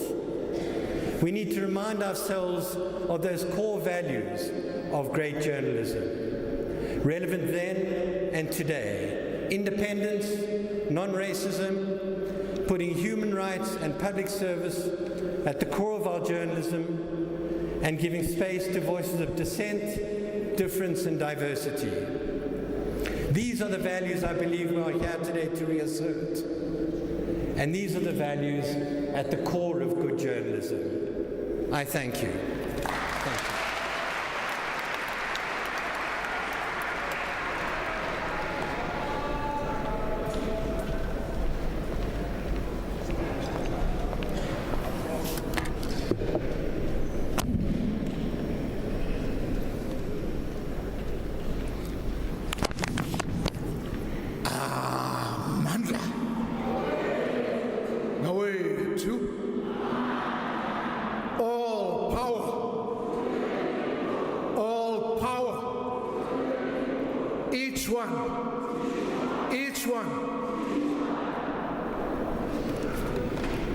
Directors of Ceremony, President Ramaphosa, and our former Presidents Mbeki and Motlanthe, our special guests and keynote speakers, comrades and compatriots. Our struggles for a non-racial, non-sexist, democratic and emancipatory people's education must rank amongst the fiercest of the liberation battles, especially during 76 and 79 and 85 and 1990. At the heart of these struggles was our unshakable belief in the pivotal social, political, economic, scientific, intellectual, and cultural transformational roles of an emancipatory people's education that is deeply entrenched in a just, free, democratic, equal, caring, non-racial, and non-sexist society. The education struggles of 1985 to 1990, stewarded under the banner of the National Education Crisis Committee, itself the outcome of astute and futurist thinking by the UDF, was deeply entrenched within the contest for political power. With the 20th anniversary of the 1976 uprisings against Bantu education, its vital pivot, these struggles remain etched in our collective memory. And to this day, our education and training system, and many amongst us, still bear its scars. As we reflect on that pivotal moment of vibrant, self-empowered, participatory and ground-shifting street and area committees, local civic associations, worker shop steward councils, local teacher unions and associations, alongside NUSA, parent-teacher student associations, student representative councils, dynamized by COSAS and SASCO, and the many local, regional and national education crisis committees, we can learn vital insights for our current moment. Comrades and compatriots, in the cauldron of those struggles, transformational change was made possible. And it was catalyzed by a patriotic, fearless, hopeful, and freedom or death-driven cadre of activists and intellectuals. Comprehensive and transformational change is now even more possible within our democratic constitutional state. Our existing material conditions, comrades, are not a life sentence, but the subject of reflection, of analysis, of contest, and of accelerated transformation. However, what is required now even more so is a patriotic, caring, dedicated, and transformation-driven cadre of leaders, intellectuals, activists, academics, and public servants who, alert to the current global realities, can urgently and sustainably catalyze deep, innovative, empowering, caring, and responsive changes in the state, in politics, in society, in the economy, in arts and culture, and in the sciences. It is self-evident that excellent progress has been made on many of our historic demands. For example, the Bill of Rights guarantees 9 years of compulsory general education for all, with quintiles 1 to 3 schools serving the poorest in our nation declared no-fee schools. The pivotal school nutrition program that daily fights hunger, and the state-funded national bursary scheme for college and university students with annual family incomes below 350,000 rand. Yet, immense challenges remain which must be addressed. For example, schools' language policy, language teaching, and the related teacher training are clearly the sources of the current crisis in the pivotal language capabilities of the vast majority of our learners, including reading with and for meaning across all of the sciences. As we urgently search for solutions, locally and abroad, every learner must have access to a wide range of books and literatures, so that books are also read at home with siblings, with parents and guardians. Comrades, pit latrines, dysfunctional ablutions, and mud school buildings should be made history. Schools, colleges, and universities must be safe, especially for girls, women, and non-binary and LGBTQIA+ persons. Technical and vocational education and training, adult education, and university education programs should be shaped by our constitutional values and the critical learning competencies. Be adaptive, given fast-moving global occupational changes. Demonstrate labor market relevance. Be of high quality. Catalyze entrepreneurialism and innovation, and enable smoother labor market transitions. And retention, success, and completion rates must improve radically to justify the huge investments made. And so our call is for our people to make full use of available state resources, to grow our human capabilities for now and for the future. We must recognize, celebrate, and scale up the pockets of excellence, and through active citizenship, make the teaching and learning experience far better and more effective. This, then, is our call to action for active citizenship. Let complaints, let unhappiness, let anger and despair give way to a we can do, can change, can make better attitude. Let us roll up our sleeves and build a far better, a far more inclusive, a caring, a transforming, and a dynamic South Africa. We must do better. We can do better. A luta continua. A luta continua. A luta continua.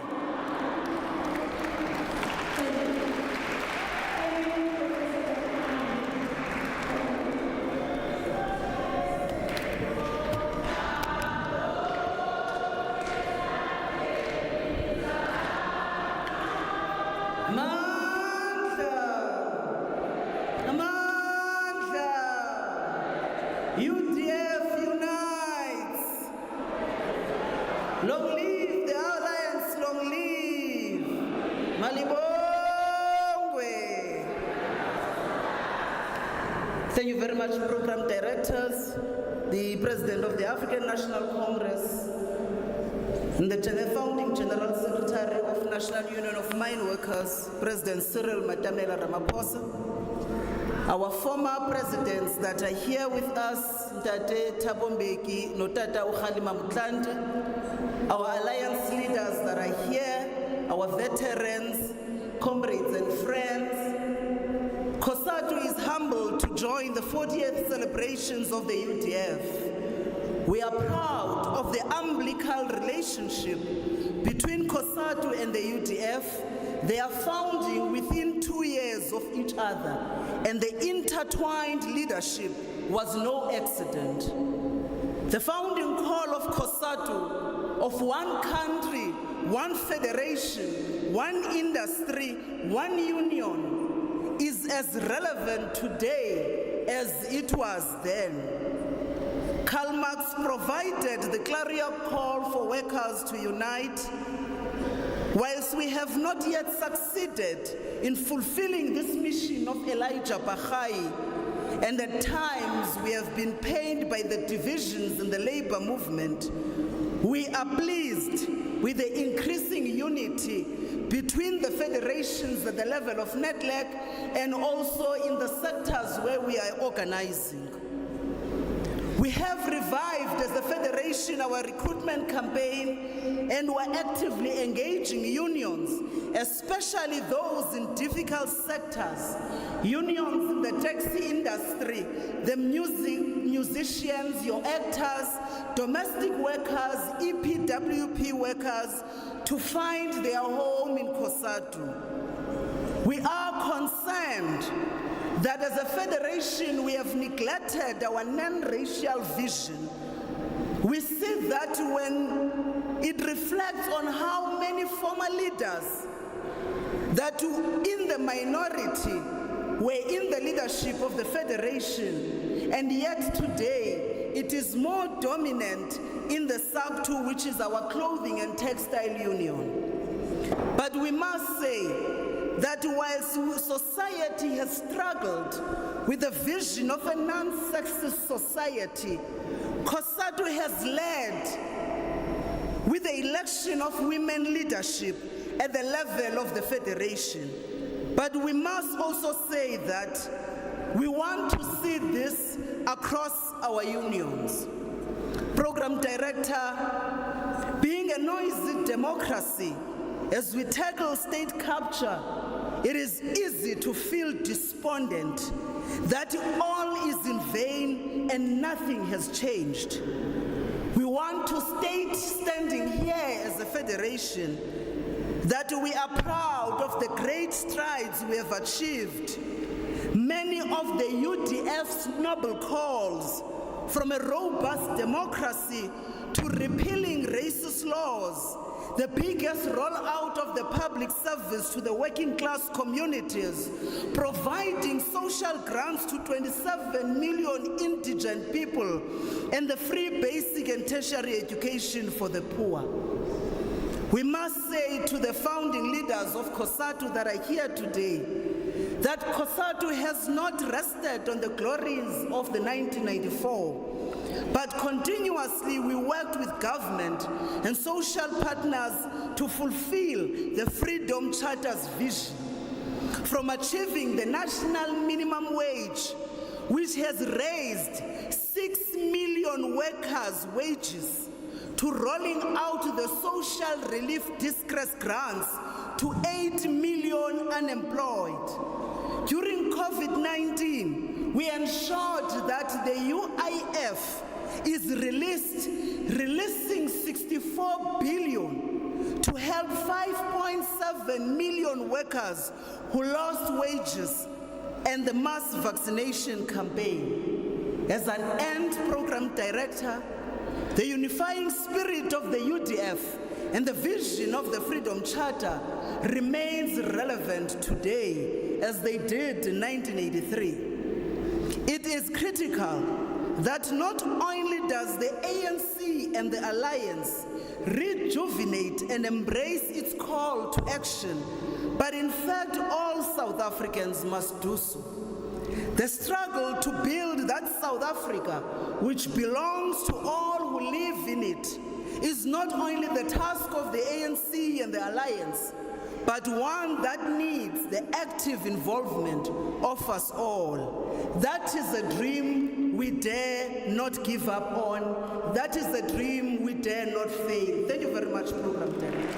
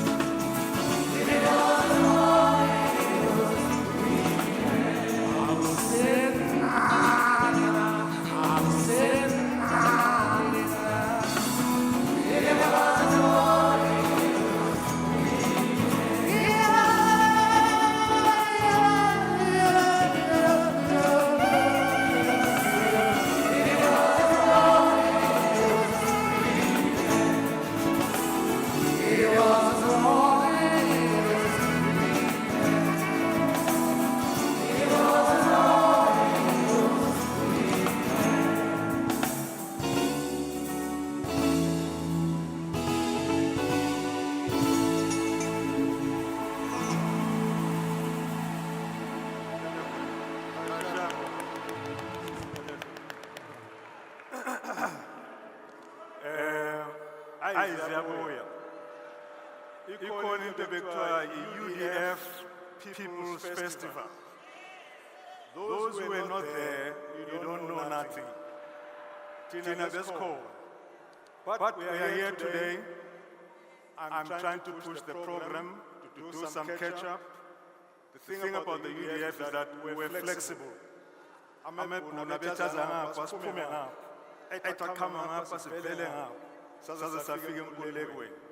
now I'm at the moment where I'm going to do a little bit of change to be accommodative of time and also the schedule of our president.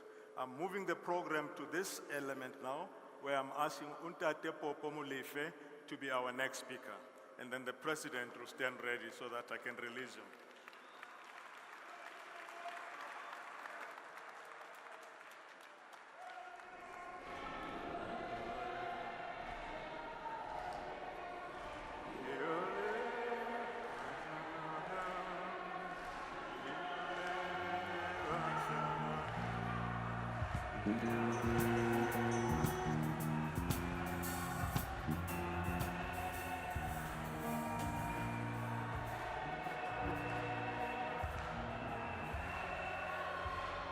Good, Chef. Well done.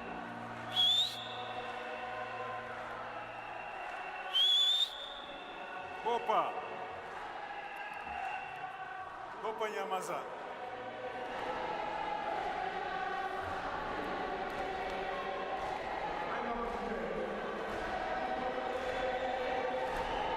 Amanda. Amanda.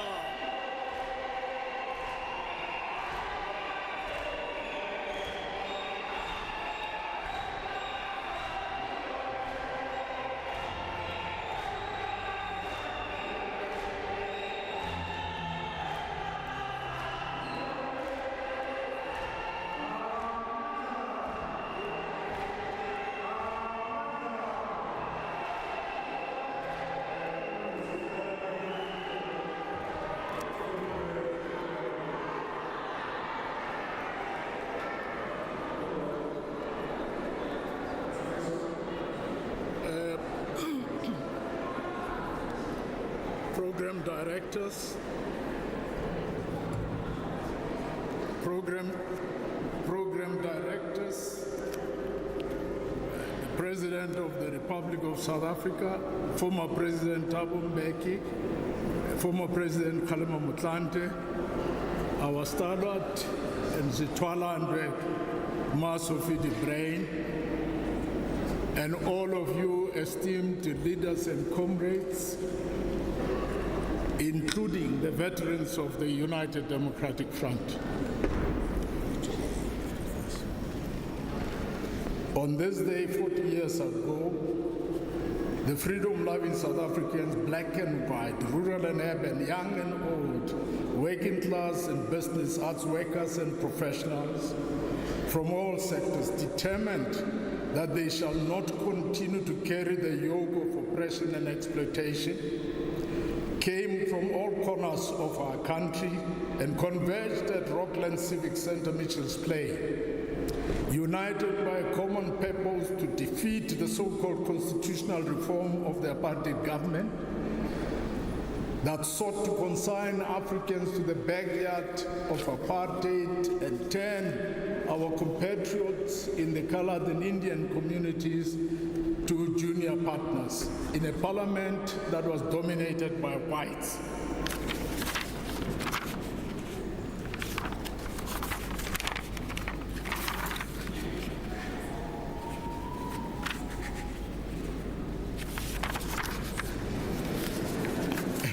Sorry. I'm sorry. I'm not used to reading speeches, you know, so I'm battling. So, comrades, therefore, we converged at Mitchell's Plain to launch the United Democratic Front. And we were guided by the vision of a united, non-racial and non-sexist South Africa, in which all would be equal before the law. In a massive show of strength, we gathered in the biggest conference since the Conference of the People, where the Freedom Charter was adopted at Cape Town. We established there the United Democratic Front, a broad front of social coalition of forces of some 578 organizations. The unity in diversity demonstrated by the political women and youth and student organizations, workers, professionals, etc., was unprecedented in the annals of freedom struggle of South Africa. And we launched this movement as a seminal moment in the annals of our victory and signaling for once and for all that the end of apartheid was near, and in its place the people's government shall be established.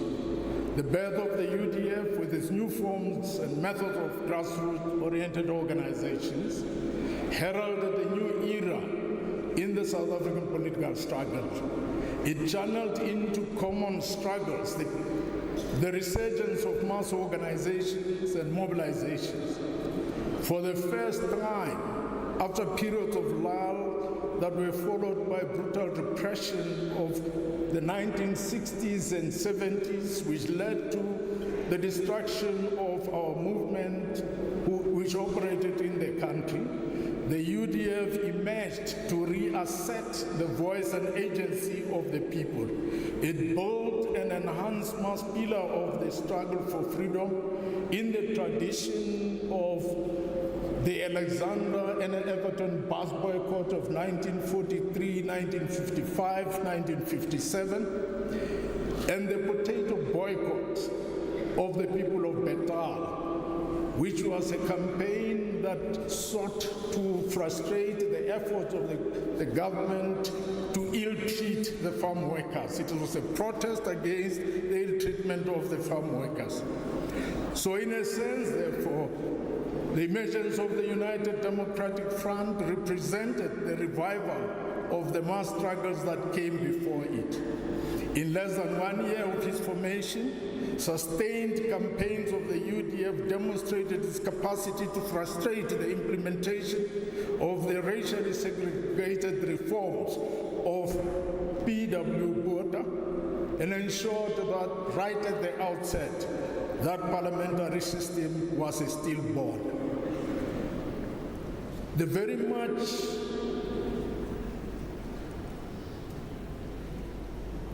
the local government community councils that Korenhoff held out as a great success in the Vaal collapsed in 1983 when the people of the Vaal launched the boycott of those community councils and boycotted the rent, and in 1984, September 1984, they made sure that the tomb of those local authorities and the Korenhoff bills were established.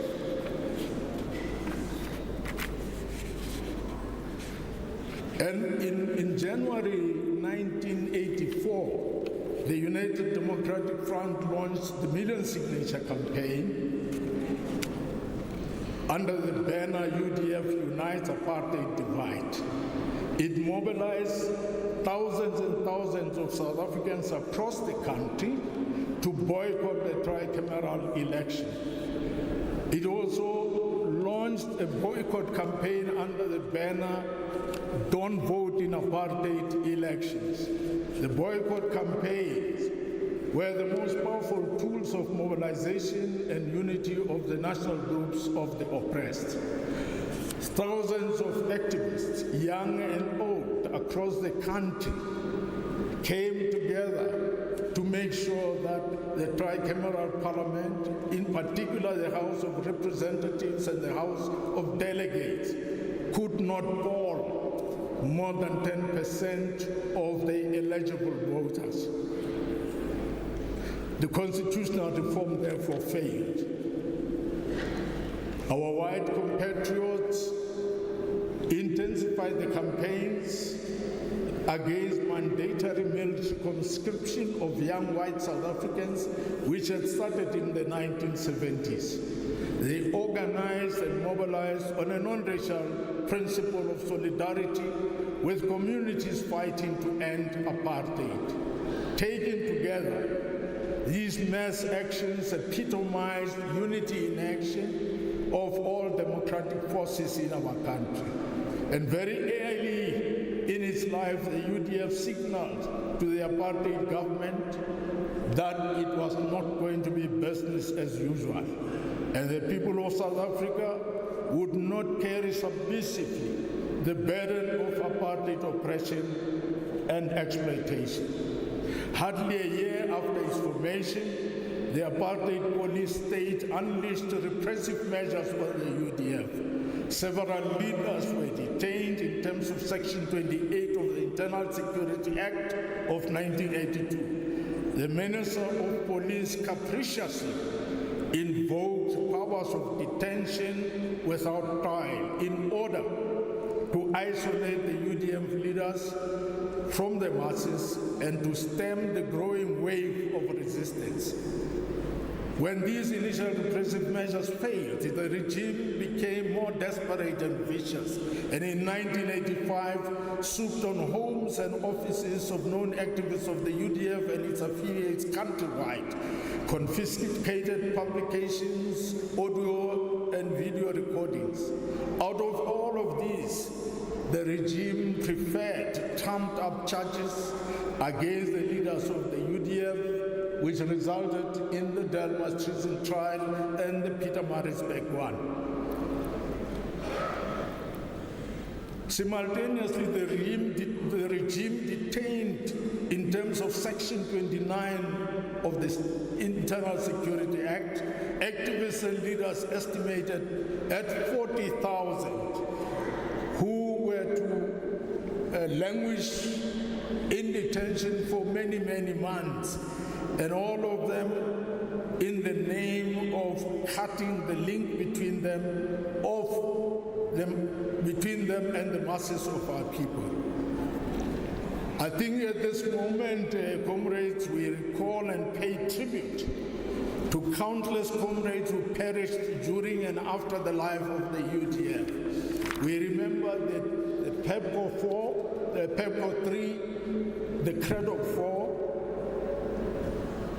and we remember Victoria Mklange of eThekwini, Peter Nchabele from Sikubuni, Parapara Mutupi from the northwest of Limpopo, David Webster, Johannesburg, Stanza Bupape, Sylvester Khasibui, popularly known as Mr. Ref from Huhudi in the northwest.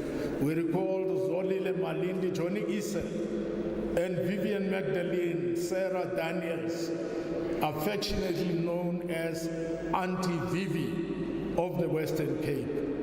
These and many more are the pride of the nation. They shall be etched in our memories to the end of time.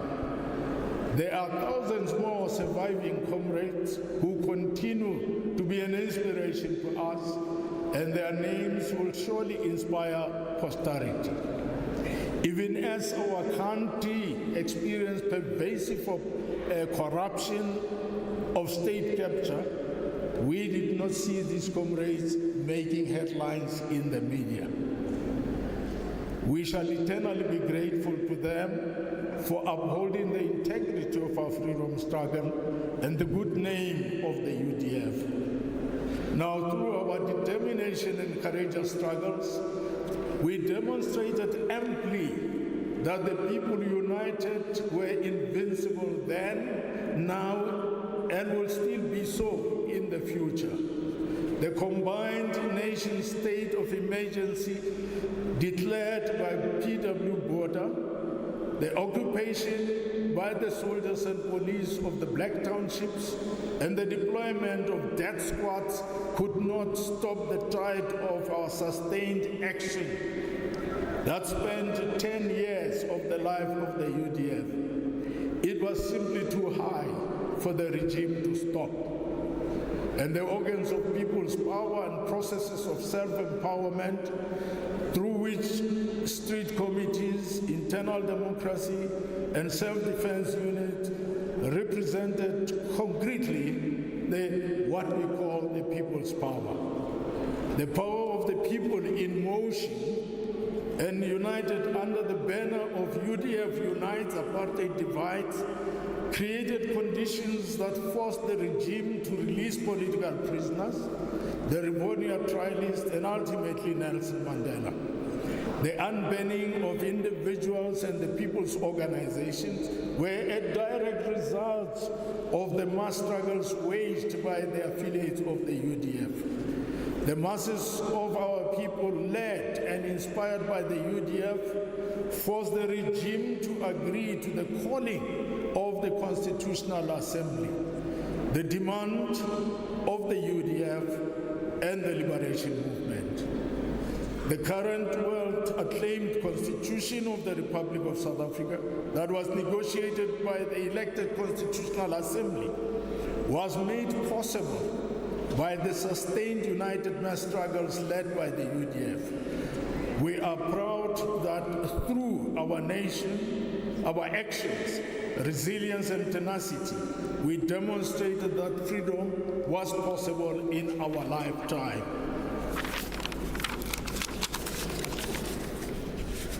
Today, as we gathered here to commemorate the UDF born 40 years ago, throughout South Africa, thousands of our compatriots are remembering and honoring the legacy of this enormous movement that they created. In commemorating the UDF, we are fundamentally celebrating its values of equality, justice, human rights, cultural diversity, its principles of non-racialism, non-sexism, participatory democracy, and accountability, all of which are the hallmarks that defined the character of the UDF. We are celebrating the attainment of the vision of a democratic South Africa united in its diversity, in which all citizens have universal suffrage, for which the UDF and other liberatory forces fought. We are celebrating the attainment of the Constitution that enshrined the universal principles of democracy and the Bill of Rights contained in that Constitution, which obliged the government to take steps aimed at improving the lot of the citizens. Our Constitution and its Bill of Rights are a concrete expression of the goal and vision of the UDF and the legacy created by generations that preceded the establishment of the UDF. They are an embodiment of the collective yearning of a generation or generations of South Africans for a South Africa that should be how South Africa should be after the end of apartheid. It meant that we're establishing a nation that guaranteed a better life. And a nation that guaranteed a better life meant that people will have access to clean water, that people would not die of cholera, that our people would have access to primary health care, maintenance of critical social and economic infrastructure, where venality is not a defining feature of our nation, and where the state uses its monopoly of violence to protect the citizens. And I think the democratic breakthrough of 1994 opened for South Africans avenues to initiate programs aimed at reversing the legacy of apartheid. Indeed, the first decade and a half of our democratic government, we witnessed progress that gave hope to the citizens and united them behind government agenda of transformation and service delivery. The economy was growing. Municipalities prioritized the provision of services to the people. Most of the municipalities were functioning, and public representatives across the different spheres of government understood that the accountability to voters was not an option but an obligation. Governance those days was defined by the politics of service delivery and accountability. But sadly, comrades, that positive mood of the people and their hopes have over time been systematically dashed, and trust in politics and public representatives is eroding dramatically as the quality of services decline and local government collapses like dominoes. And perhaps it is apt at this point, comrades, for one to paraphrase Chinua Achebe from his widely studied, translated and read African novel, Things Fall Apart. Indeed, things are falling apart in our country. To many political parties, people ceased to matter, but the people must not be reduced to bystanders as those who occupy office in their name gamble with their lives. We must energize them through popular participation to hold leaders at all levels accountable in our organizations and in government, and reassert the supremacy of the Constitution of the Republic. We must reclaim and consolidate our hard-won democracy. And we must agree that amongst us there is a growing consensus that our democracy is in peril. Daily, we are witnesses to concerted efforts by anti-democratic forces to reverse the advances towards nation building that we had begun making. The challenge of building a new society with values based on the Constitution is huge, and shaping practically and genuinely the new non-racial and non-sexist society envisioned by the UDF and our Constitution continue to elude us. And in some respects, we regressed in this regard. Political parties of all stripes are not helping to consolidate our democracy, accountability, and provision of sustainable basic services. Instead, they spend valuable time shouting at one another, neglecting their constitutional obligation. Lately, we observed with how they fight about sharing the spoils of coalition governance amongst themselves in a race to feed at the trough. They are yet to demonstrate their appetite and resolve to solve the myriad of challenges that communities in our country face. And I think, comrades, nation building and our social cohesion are increasingly being sacrificed by the prevalent practices of political parties. The predominantly black political parties tend to institutional anti-white tendencies, while some of those who are predominantly white reinforce anti-black sentiments amongst their supporters. We need to seriously recognize this threat to our democracy and provide leadership in urging for new style of political communication that advances the values enshrined in our Constitution and our country. We must discourage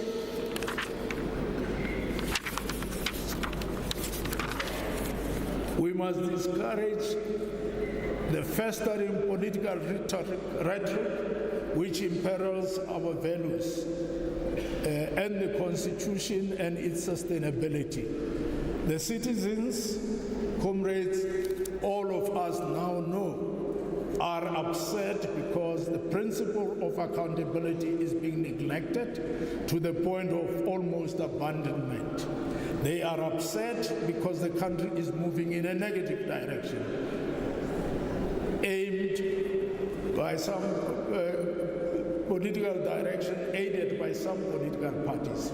They are upset because their experience is one of institutionalization of incompetence and corruption. Where there is incompetence and corruption, the system of governance is bound to collapse, as is currently the order of the day in our country, especially at local level. One comrade observing what was happening in our municipalities had this to say: the situation of leadership in our country is one of making novices temple abbots. He goes on to say, all we need to do is to pause and look at our metros. Their novices have become temple abbots. He then concludes, this is clearly dishonoring Nelson Mandela, Walter Sisulu, Oliver Tambo, Lillian Ngoyi, Chris Hani, Ruth Mompati, Albertina Sisulu, and many more of our glorious leaders. I join him in asking the question, how did we so quickly arrive here? Our answer to this all-important question, comrade, is the reason why our democracy is worth defending, fixing for the benefit of the entire citizenry, but doing it with their active participation. The occasion of the 40th anniversary of the UDF, therefore, represents for us a sincere and genuine attempt to remind all South Africans of what we fought for, and that under no circumstances should any one of us tolerate an attempt at the destruction of our society, and imagine deliberate campaigns that seek to rubbish and undermine the Constitution by some of our society, some in our society, those who have sworn allegiance to the Constitution, pledging to protect and to defend it.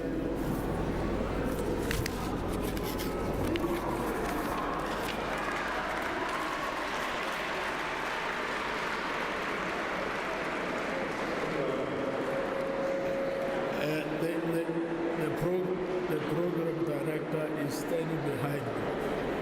But comrades, I'm about to finish. I think building on the legacy of the UDF, the younger generation must discover and fulfill its mission rather than betray it. And this is what Frantz Fanon would say. We hope that the legacy, meaning and impact of the formation of the UDF, its pursuit of non-racialism, non-sexism, its expansive organization and mobilization of South Africans, its ability to instill hope in the people, its internal democracy and accountability are values that we must propagate and embrace as we actively energize our society to strive very hard to preserve, defend, and protect these values. For they are indeed everything that we struggled and lived for. We are a constitutional democracy, and therefore the defense of our democracy requires that we use the powers and the right conferred on us. And one of the critical powers in this connection is the vote. Accordingly, on this day, at this commemoration of the UDF, we urge the 3.7 million unregistered voters to register and use their vote to defend our hard-won democracy. They can only do so by voting.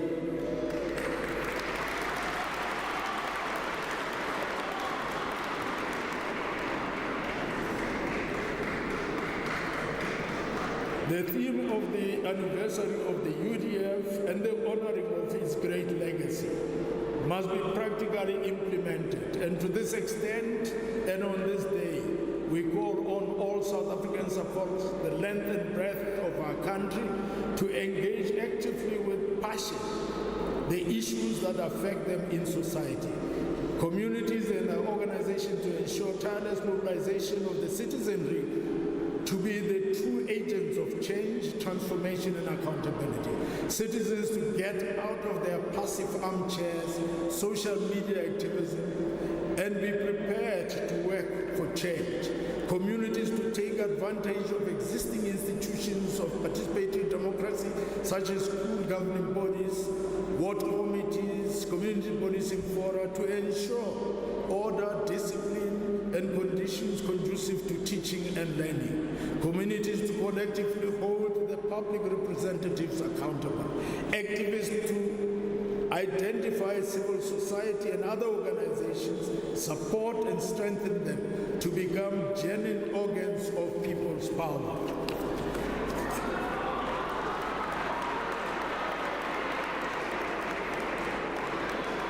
Activists, regardless of party affiliation, to establish street committees, neighborhood watches, to support the police in their fight against all forms of crime and to hold them accountable. Communities to work collectively in order to stop drug peddling and to promote drug-free communities. And comrades, therefore, beyond today, this commemoration of the 40th anniversary of the UDF, and in the spirit of its grassroots approach, activists in different localities, regions, and provinces should initiate discussion fora to give practical meaning to active citizenship in order to translate into program the theme active citizenry and transformation and accountability. Thank you, Comrade Chair. Thank you for this.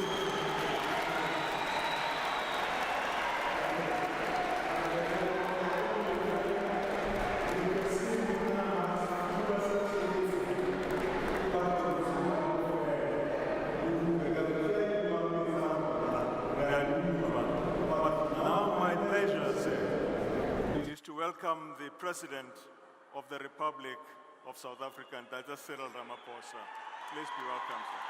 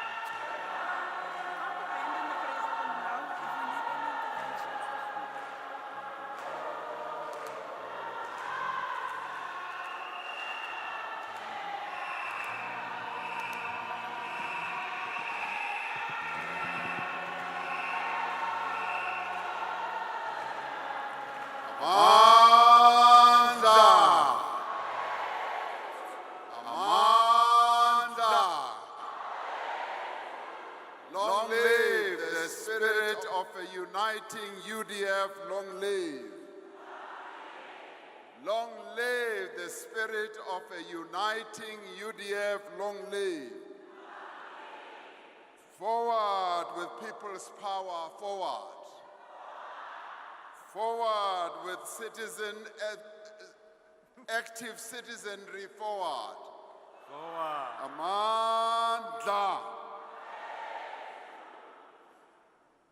Program directors, Comrade Murphy Murobe and Comrade Cheryl Carolus,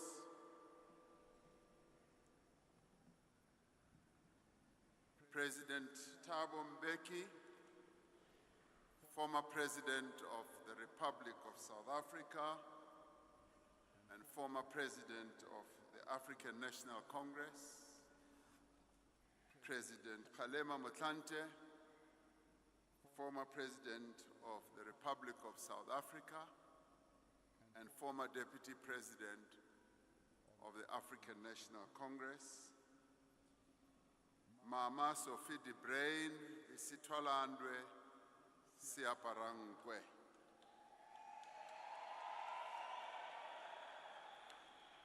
Former leaders and activists of the United Democratic Front, representatives of civil society, comrades and friends.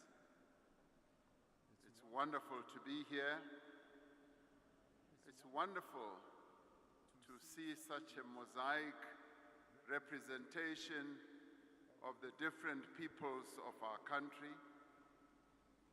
There's a warm spirit here.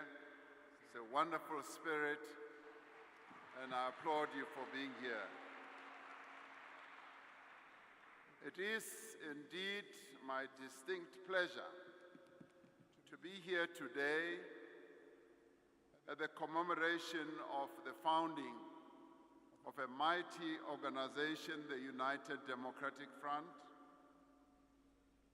a mighty demonstration of people's power that was so vital to the achievement of our freedom. We are honored to have many of the founding members of the UDF with us here today. There are many, many indeed. You were torchbearers on the onward march to freedom, and we salute you all because you participated in the freedom struggle at the most dangerous time in the life of our country. It is heartening that you remain committed to playing an active role in the political life of our country. 40 years ago, as we have heard, at the Rocklands Community Hall in Mitchell's Plain, the UDF was launched.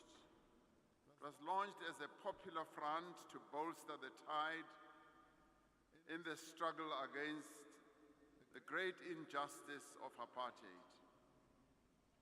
The delegates came from the length and the breadth of South Africa. They came representing some 575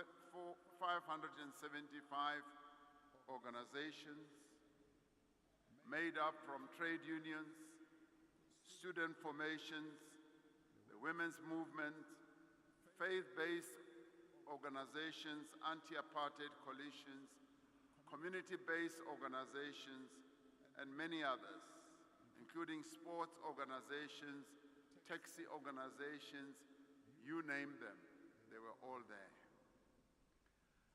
As we know, the launch date of the 20th August was deliberately chosen. This was the date the regime planned to introduce constitutional amendment to set up the tricameral parliament, a hated structure with its separate houses for whites, colors, and Indians. The African majority was left out in the cold. It was an attempt to lend legitimacy to an illegitimate system. The very purpose was to divide the ranks of the oppressed. In a massive show of defiance, the United Democratic Front was introduced to South Africa and the world at a public rally in Mitchell's Plain attended by more than 10,000 people. The new organization had the potent slogan, UDF unites, apartheid divides. That was a slogan that gained momentum and currency throughout the country. The UDF would go on to mobilize communities across our country against so-called grand apartheid, a system of brute force and petty laws. The UDF organized protests, rent boycotts, consumer boycotts, bus boycotts, and strikes and stayaways. In some ways, it acted like a super trade union in terms of even cajoling unions to participate in the strikes that were initiated by the United Democratic Front. Affiliates assisted the families of detainees, campaigned for their release, organized political funerals, and conducted political education. What made the UDF unique was its distinct political culture. It was able to forge alliances with organizations that identified with its aims. It had no rigid structures that manifest themselves in hierarchies and red tape. This enabled it to grow rapidly and expand its influence. At its height, there were more than 3 million community members and more than 400 organizations to 600 organizations under the banner of the United Democratic Front. It is clear that the UDF transformed in many ways the political landscape in our country. What is remarkable is that this mass movement that also got to be referred to as the Mass Democratic Movement, MDM, it achieved so much when it was just in existence for just 8 short years. We remember the many UDF leaders who are no longer with us, who kept our people's hopes alive, leaders, and I'll just mention a few like Griffiths Mklenge, Victoria Mklenge, Sister Bernard Ngube, Reverend Beas Nodie, Archie Gumede, Billy Naya, Mama Albertina Sisulu, Winnie Madikizela Mandela, and the many leading lights of the movement. We also remember the many UDF activists who were detained without trial, who were tortured, and who were killed by the regime, and the many, many men and women from across South Africa who made up the rank and file of the UDF. We are in many ways blessed that we still have a number of those brave leaders of the UDF amongst us. We have, yes, people like Comrade Popo Molefe, Reverend Frank Chikane, Aaron Rensberg, Vali Musa, Murphy Murobe, Trevor Manuel, Cheryl Carolus, Lulu Johnson, and we also have a very key, one of the key UDF supporters who really held up the UDF flag, Audrey Coleman, and many others who are amongst us today. And we honor you. We honor you all for your bravery. You demonstrated bravery. And those I may have left out is because I didn't see you as I entered. We honor you for your bravery, for your foresightfulness, for your integrity, for your loyalty to the people of our country. History will record your great contribution. Many in our country today have been vocal about their unease at the gulf between the values that guided the liberation struggle and the country that we live in today.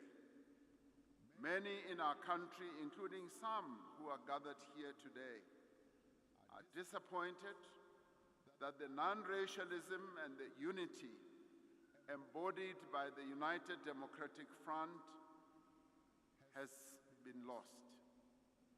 To many, it has been supplanted by ethnic chauvinism and factionalism, even within the liberation movement.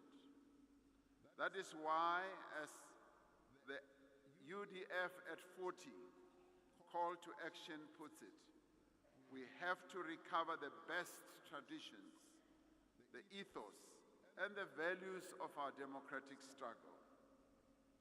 The UDF was defined as much as what it was fighting for as by what it was fighting against. The UDF used people's power to break the power of an illegitimate regime. Its general mission was clear.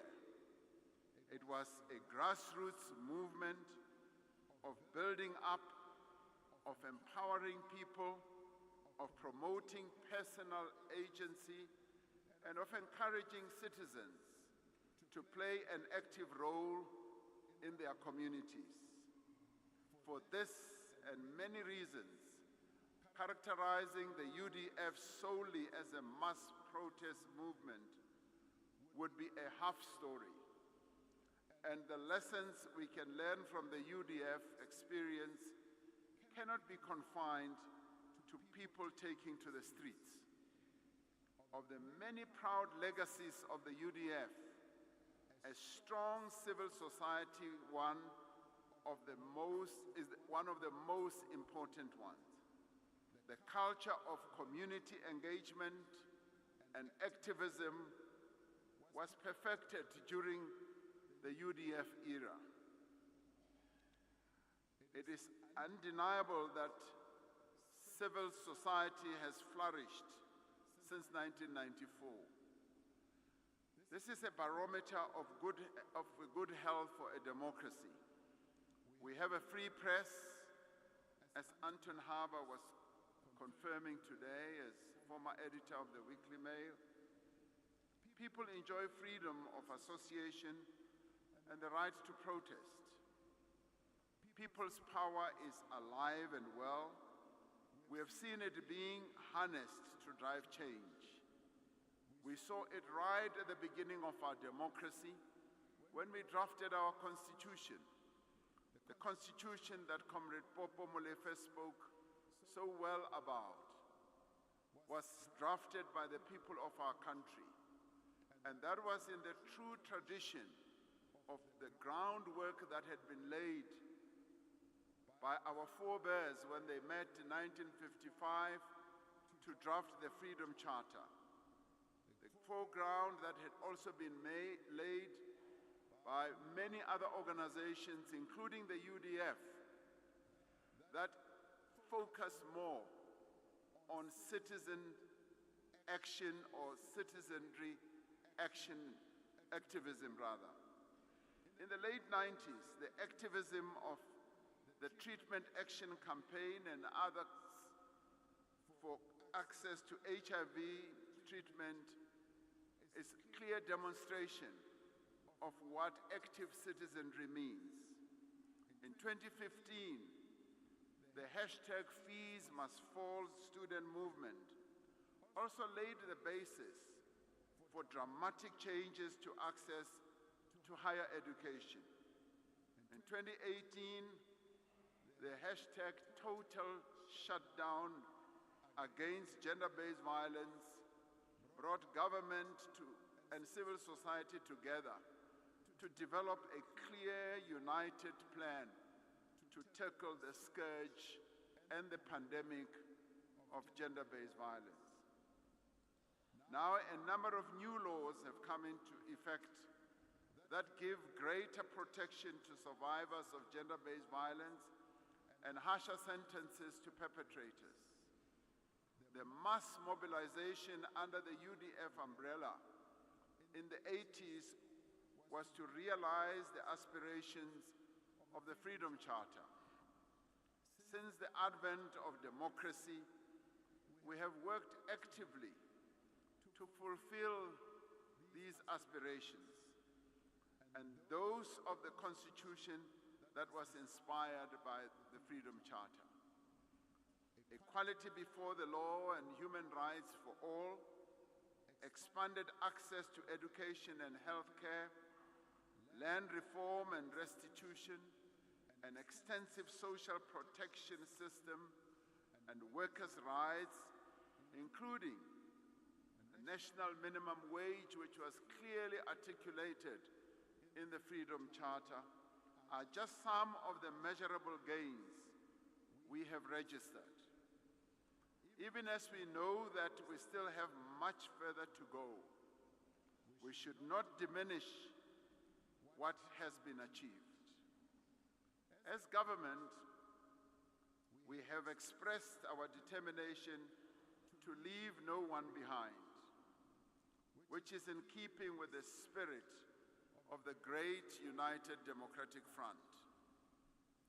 The reality is that despite our gains, millions of our citizens still feel left behind.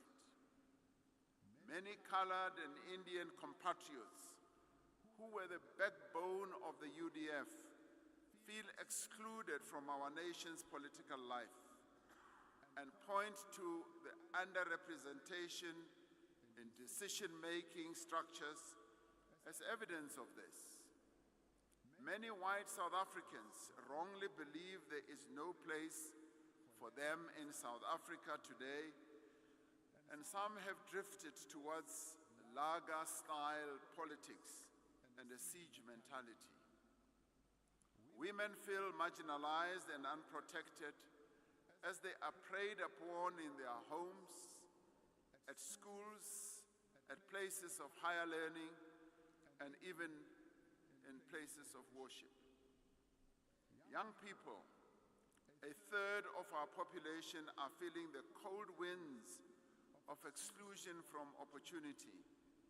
They see politics as the preserve of older people and are not voting or even bothering to register to vote.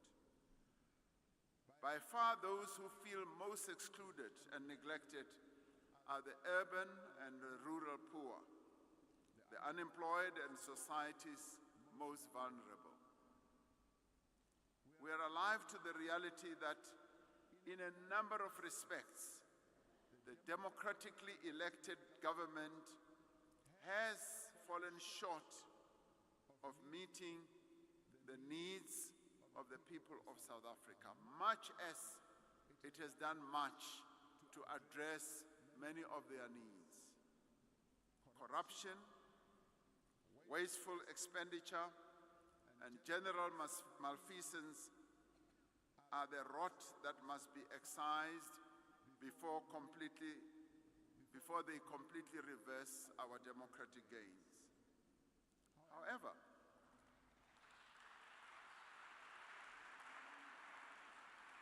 However, this important occasion, comrades, should not come to be remembered for having been a drawn-out history lesson or another opportunity to dissect the shortcomings of the government of the day.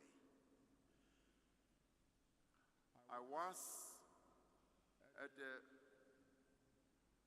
meeting of the Johannesburg region of the ANC yesterday, and many of the comrades who are leaders of our branches were outlining the challenges that the members of our communities face.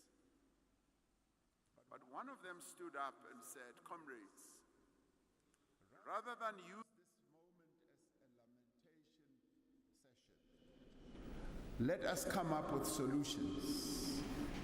Let us come up with solutions that will add to what is being done by the state when it comes to fighting crime." And he said, let us get actively involved in community policing forums. Just like what Comrade Popo was saying, just like what the UDF taught us to do, community involvement. And he said, let us get involved in the school governing bodies. Let us get involved in the health sector. so that the clinics that serve our people, those who work in them should know that the community is intricately involved in making sure that our clinics work well, our police stations work well. We as communities must go to the police station, make sure that they are not sleeping in the charge office when they should be investigating crime.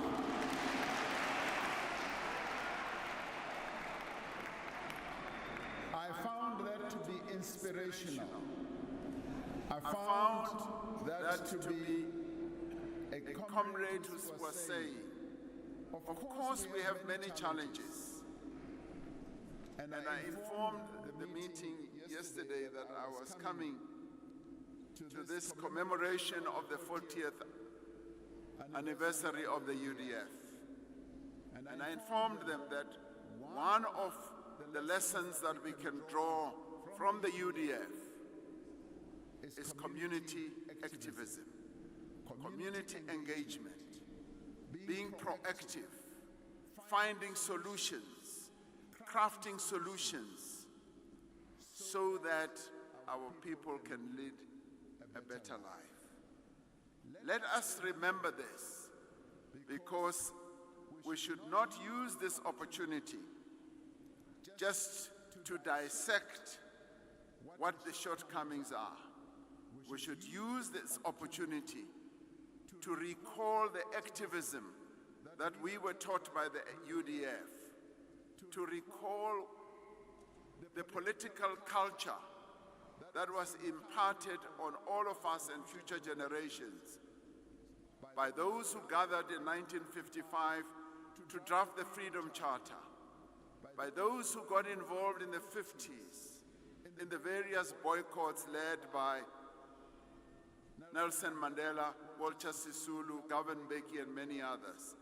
Let us recall the culture that was put before all of us by the UDF. Let us also remember what we are fighting for. The biggest enemy of the people is poverty and unemployment. This is the tide that must turn. This is what the war that we have to wage is all about. It is against exclusion, marginalization, and inequality in all its forms. And so when we make a call for a stronger civil society, as we are doing today, for transformation, for accountability, we must be as committed as the UDF was to leaving no one behind. As we look at what is happening in our local government sphere, where the services that should be provided to our people are not being provided as well as they should, where money that is budgeted as grants for our local government goes unspent because our leaders at that level cannot find ways of stealing the money, and it would rather be returned rather than serve the people. We must get involved through citizen action to make sure that we rid our country of all this. The resurgence of people's power as a force for positive change, with its calls for an active citizenry, has come at the right time. We remember Amilcar Cabral's words that the people are not fighting for ideas. They are not fighting for what is in the heads of leaders. They want to win the material benefits.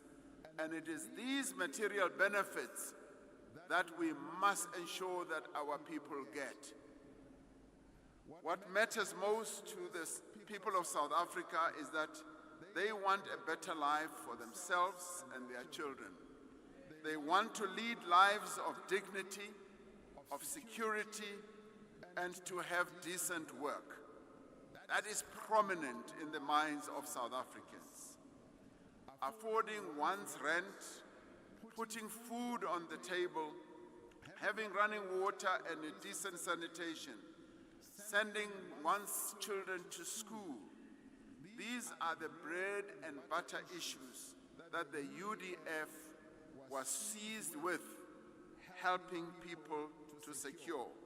It was part of political activism. When the UDF was at its most powerful, South Africa was a different place. The enemy was clear. Today, the threats to the well-being of the people of our country come in many guises. These threats are corruption, malfeasance, the abuse of public office for personal gain. These threats are also greedy corporates that exploit workers, that evade paying tax, and hoard their profits instead of employing more people or plowing their profits back into improving the lives of our people through employment or real serious community projects.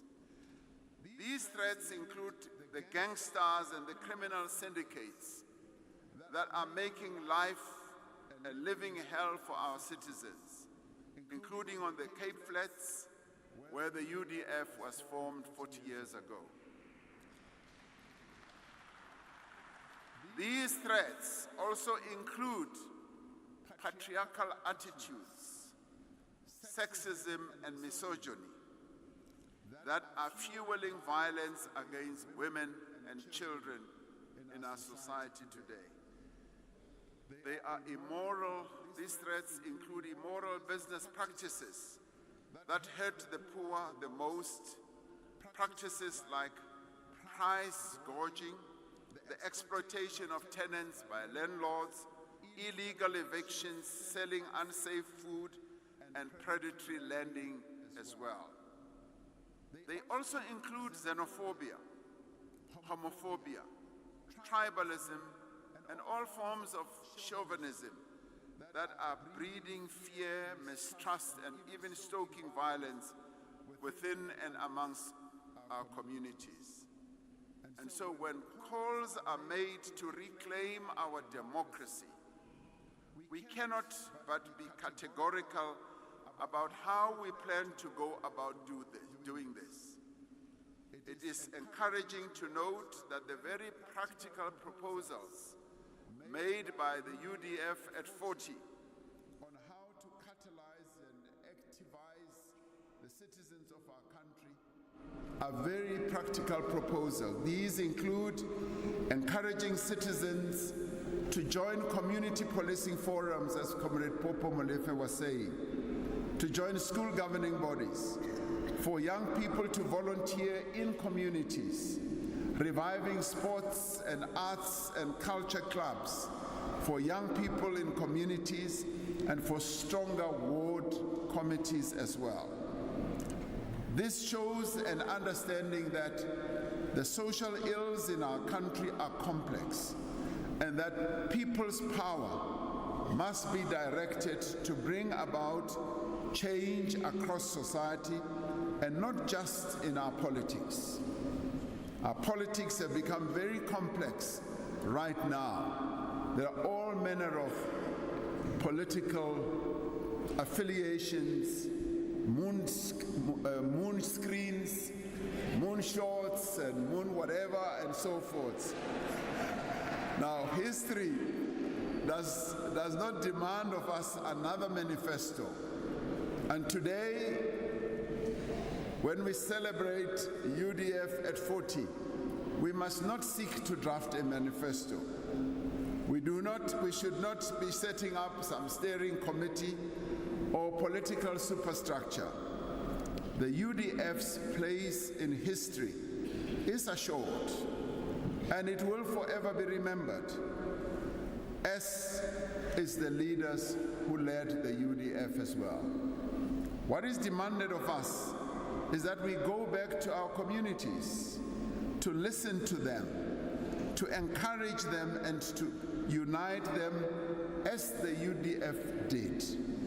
If we are looking to recapture the momentum that was made by the UDF, that made the UDF such a formidable force, we first need to understand the conditions under which our people are living, and what matters most to them. In March 1966, Dr. Martin Luther King Jr. gave a lecture at the campus of the Southern Methodist University in Dallas, Texas, and he's reflecting on the progress of the civil rights movement. He said, "Somewhere we must come to see that human progress never rolls on the wheels of inevitability. It comes through the time and persistent work of dedicated individuals. Gathered here today and listening from their homes or wherever people are as this is being live streamed are many such dedicated men and women. And here in this whole City Hall of Johannesburg, City Hall of Johannesburg today, are gathered men and women who, in the main, want to make sure that South Africa is a better place. The task before us, therefore, is that those who are amongst us, and some of whom witnessed the birth of the UDF, and who were part of that movement, should not cling to the baton or put it in a museum somewhere so that we can marvel over it and tell stories about this baton. Our task, our duty, is to take this baton and pass it on. On this 40th anniversary of the UDF, I would urge that let us set our sights high on what must be done to overcome the most immediate challenges facing the people of South Africa. Let us not outsource what we can do. Let us do what we can do ourselves and turn the fortunes of our people's lives around. This, I do believe, we can do.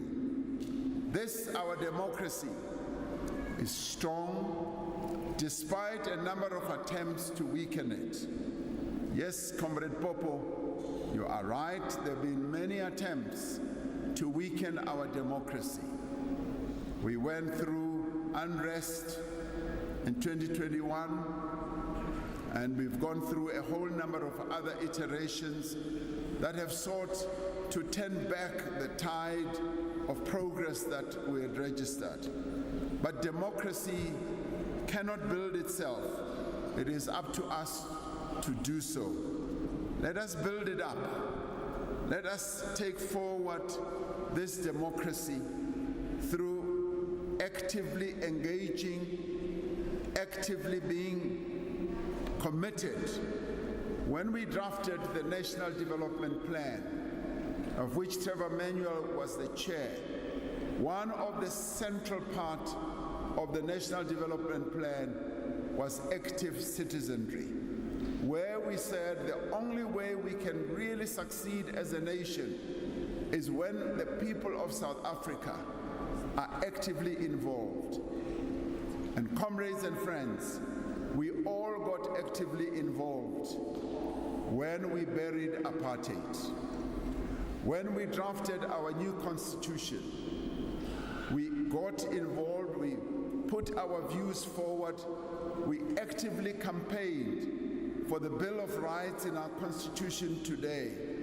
We put forward our views, we had many suggestions, and I would say let us do the same today. Let us come forward and be active as citizens.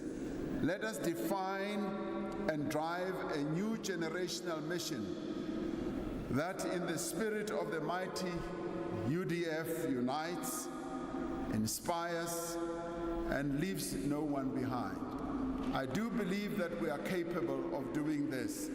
Let us go on and do what the UDF did 40 years ago. Thank you very much.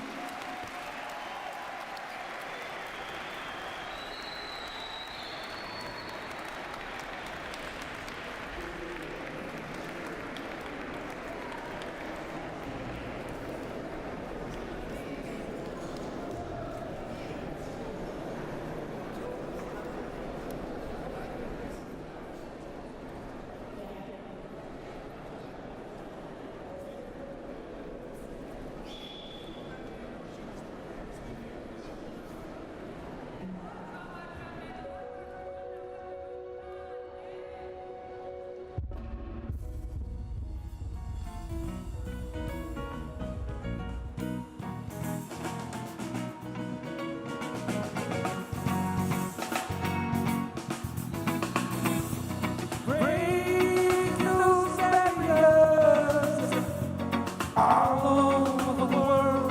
What started yesterday? Yesterday, your mama shot you. Couldn't make a sound, yeah, boy. But it's such a good feeling today when I can hear them from across the ocean singing this song. That the whole world should be singing. All the time with different colors. One people, different colors. One people, different colors. One people, different colors. Nice people, different colors. One people, different colors. Nice people, different colors. One people, different colors. Hey you, government, never try to separate the poor. Hey you, politicians, never try to separate the poor. They were created in the image of God. Who are you to separate them? Bible said He made man in His image, but He didn't say, "Boy, if you look at me, you see that I look at you, I see white." Now is the time to give away. Join me in my song. Different colors, one people, different colors. Nice people, different colors. One people, different colors. Someone from America, someone from Japan, someone from Australia, someone from Zimbabwe, someone from Jamaica, someone from different colors. One people, different colors. Nice people, different colors. One people, different colors.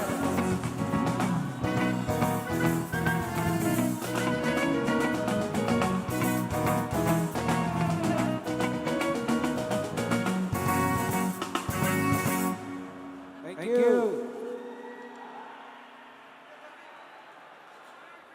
We thank the President of the Republic for his contribution. My voice is going. And thank you very much, Bra Victor Masondo, and the stellar cast we've got here. Mandla! Comrade, we want to introduce our next section. And it's a section that deals with two aspects of our struggle. Comrades, if I can please ask you to be seated. Comrades, please, the comrades in the front comrades in the front who are talking to Mas Sophie. Comrades in the front, please. You are standing in front of everybody.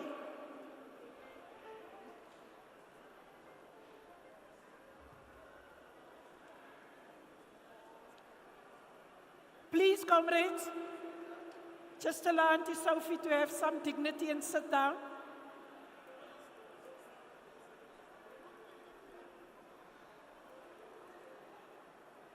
Comrades, please. Comrades, our next section will deal with some of the political campaigns that will augment the discussion that Comrade Popo started off. Some of the political campaigns that gave life to the launching of the UDF. Comrades, Mamela. Comrades. So we'll ask Comrade Janet Cherry to in fact give us a presentation on the political campaigns. And then there was a very important section of professionals. As we said, the UDF included people from the underground in the mines, to the police officers, to our people in our different professions. And we will ask Comrade Dr. Aslam Dasu to deal with that section. Hey?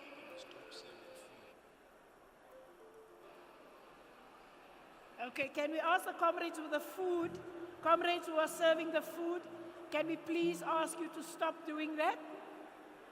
Comrades who are distributing the Smolinana lunch fruit.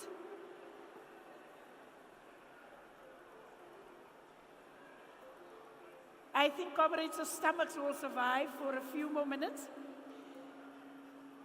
Comrades, I'm going to start by asking Comrade Dr. Aslam Dasu to speak with us about the contribution of professionals, the NAMDA comrades, the Nadal comrades, the teachers. Comrade Dr. Aslam Dasu. Can I please ask people to sit down in the front here as well? Sorry, comrades, can people please keep some order here? Can we have all the marshals to stop serving? Please. All the marshals, please stop serving as we're getting the address. Comrades, we're going to ask that you please just listen. We've just got a couple of more speakers. Thank you.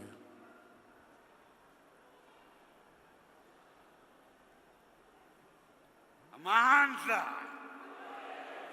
Still there, good. Comrades, compatriots, friends, greetings to President Mbeki, President Motlanthe. Really good to see you here.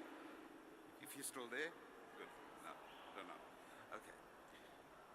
We extend salutations to the millions of South Africans who 40 years ago constituted this country's finest, most effective and sustained mass resistance movement, the UDF, whose pivotal role in our freedom we commemorate today.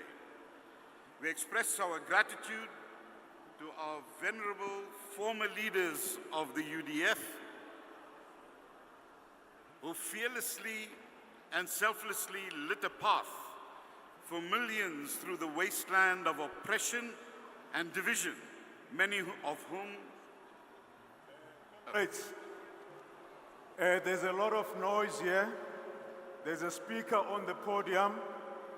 The word is respect. Can I ask the comrades to close the door at the back and limit your movement? Otherwise, we won't finish this program. Respect. We are here to listen, to learn. Otherwise, we'll never win our freedom. We'll never consolidate our democracy. Just behave and talk softly, please.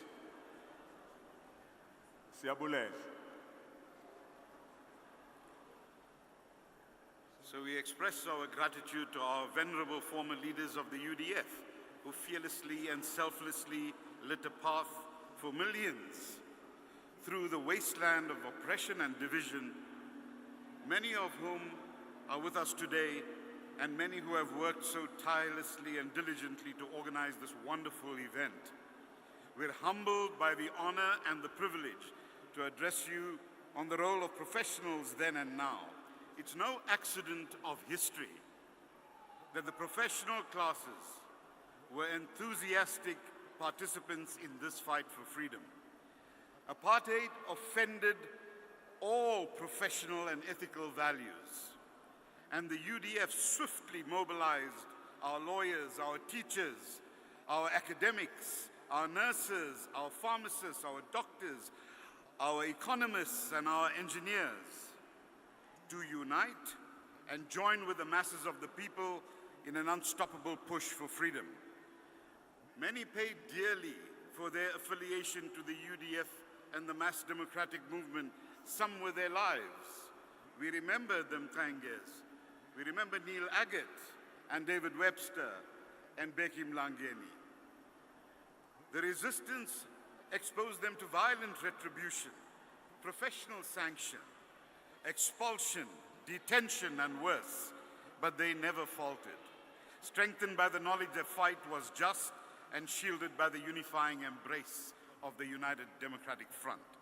In their quest for justice and human rights under an unjust legal system, the members of the National Association of Democratic Lawyers, NADEL, Lawyers for Human Rights, and others always stood ready to defend the people and organizations of the people. Health worker activists rooted in the lives and daily struggles of communities, providing care where there was none to be had, even tending to those wounded by the security forces in Sebokeng, in Dansane, in Crossroads, in Bali, and Umlazi, as the bullets whizzed over their heads, came together to launch the South African Health Workers Congress, SALCO, in this very hall at the height of the state of emergency. A much younger Murphy Morobe, spirited out of hiding, graced the stage to salute the thousands of health workers and called on them to lend their considerable energy to the UDF and the MDM in the final push to bring apartheid to its knees. In 1989, when the health sector was charged with the responsibility of launching the August Defiance campaign, SALCO, NAMDA, NEHAU, and other progressive health organizations did not flinch from the responsibility, took inspiration from the courage of Black, that is African, colored, and Indian patients who without hesitation volunteered to join the campaign and defiantly presented themselves for treatment at whites-only hospitals across the country. It is a credit to the UDF that white doctors and health workers willingly received them and treated them, and unity was already established, and a foundation of the apartheid system severely eroded. The Defiance campaign lit the fire from factories in Musina through the streets of our cities, all the way to Cape Town's beaches, where Bishop Tutu stared down apartheid's guns and declared all God's beaches for all God's people. There was no way back for the regime, and in quick succession, the people's leaders were freed from their decades-long captivity, and the liberation movements were unbanned. A bright future beckoned, and a transcendent leadership in those first few heady years, enjoying the trust and the goodwill of all but the most bitter reindeers among us, set about the existential task of establishing a democratic, non-racial, non-sexist, and prosperous society. After a hopeful beginning, South Africa now finds itself unanchored and adrift. The people are divided, and the poor are in despair.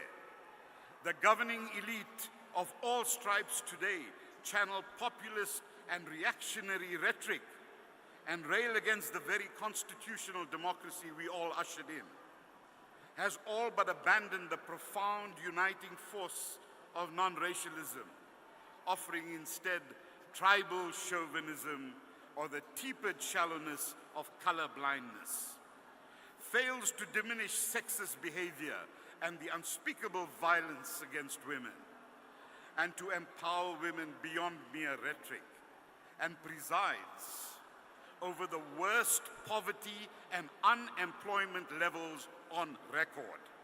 A democratic, non-racial, non-sexist, and prosperous South Africa, not so much. There is much blame to spread around for this sorry state, but those who have honestly tried and failed do not bear the burden of guilt as heavily as those who do not try, who lie that they do, and who still demand the loyalty of the poor, even as they add to their burdens. The UDF and its legacy stand as a rebuke and a warning that the people will no longer be fooled. South Africa's national resource of world-class professionals who populate the public and the private sectors, civil society, academia, expert institutions must resist the temptations of being mere clients to the patronage of those in power. They must once again activate their own considerable agency to reinvigorate our disheveled economy, rescue our floundering public services, rehabilitate our municipalities, among many other things. After 4 decades, the UDF leaves an indelible legacy of hope that challenges us to unite and find our voice through a new generation, an impatient generation, waiting to write the future and to envision it with them today, without the tired nostalgia, the transactional politics, and the cynical corruption that passes for governance today. Long live the spirit of the UDF. The enduring spirit of the UDF is the tempered steel of the people, forged in the fire of the anti-apartheid struggle. Long live the UDF, long live. Thank you.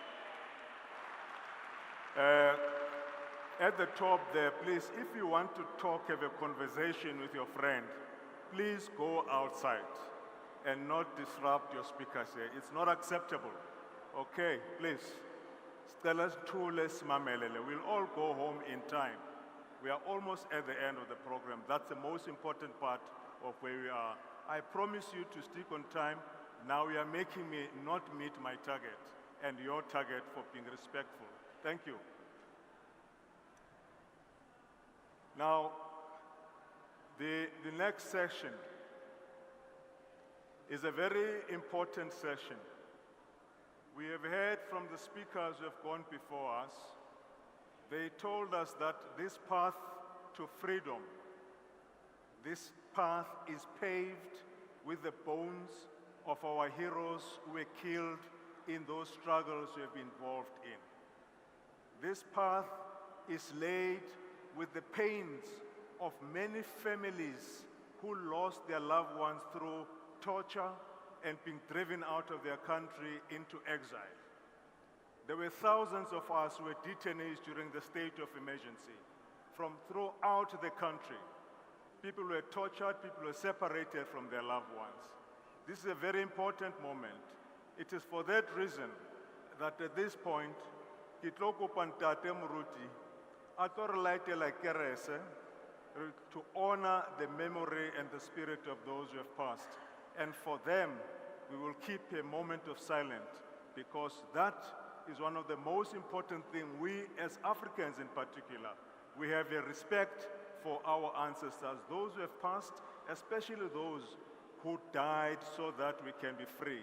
We need to respect that, because we have to pay back by just being who we are and by just being those who will take forward the struggle through being active citizens. Now, you must be active citizens now by respecting the order of the director of programs, me. Just for a few seconds, we will call in Tatem Roti. If there's somebody on Alim Mollo, Rita Laita Kerese Mole, Rita Yema for Mitsitswane Malwa, just to give respect to those who have died. And in so doing,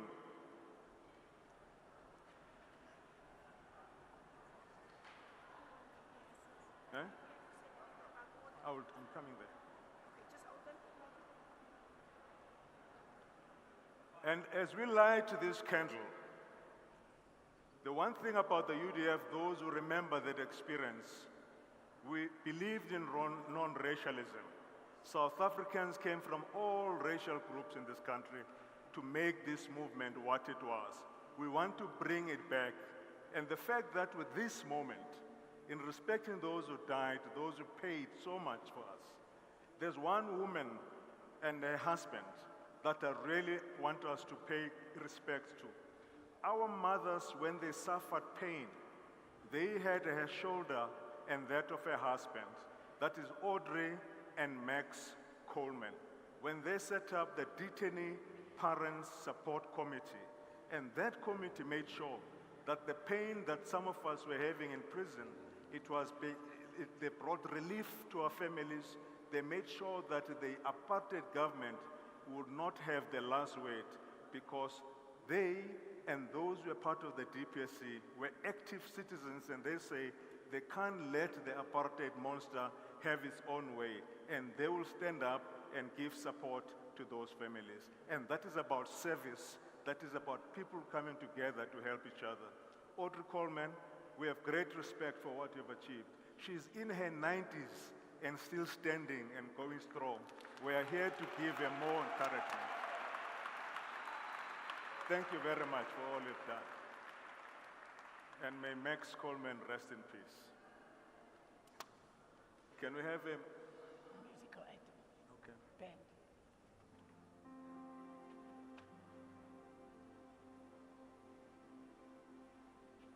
Frank must wait for you.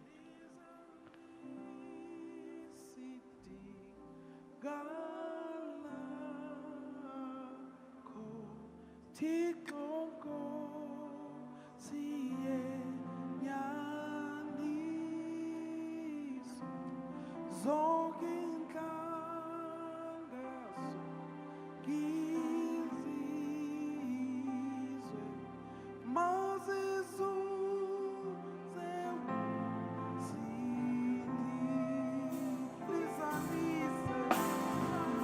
zalisithi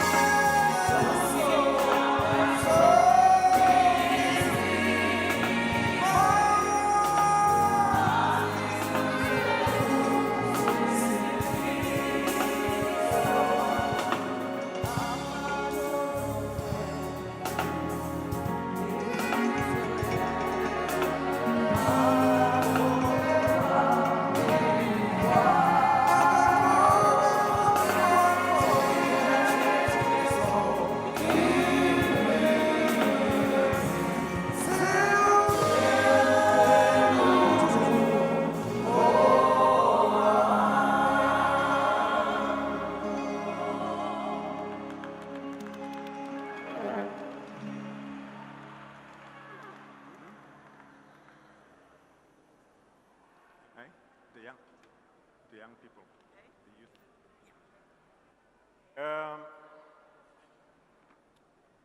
We thought we'll get towards this part of the program as we wrap it up before Vale comes on board to take us through the declaration that has emerged over a series of consultations with many of the old UDF activists in different provinces, so that we come out of this meeting with a declaration that will give us a sense of where we are going to, because a lot of people ask us, what then after today? But I think the speeches have indicated they've spoken about active citizenry. So that is a pointer of the direction that needs to be taken. But for now, we have two young people because the future belongs to them.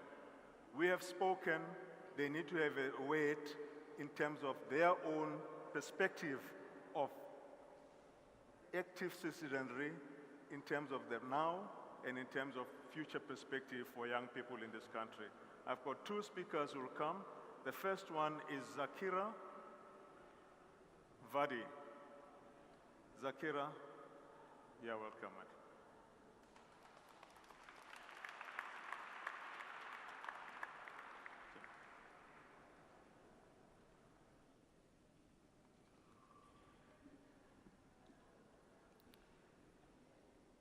Thank you, everyone. Today I'll be speaking about active citizenry for democratic renewal.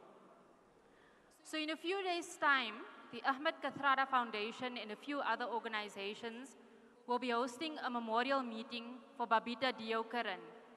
And if you'll remember, Babita Deokaran was assassinated in August 2021. She was killed after she blew the whistle at Tembisa Hospital. There was corruption taking place there, and she was murdered as she drove into her yard in the south of Joburg. It took 2 years for the Gauteng health officials who were implicated in those dodgy deals at Tembisa Hospital to be suspended.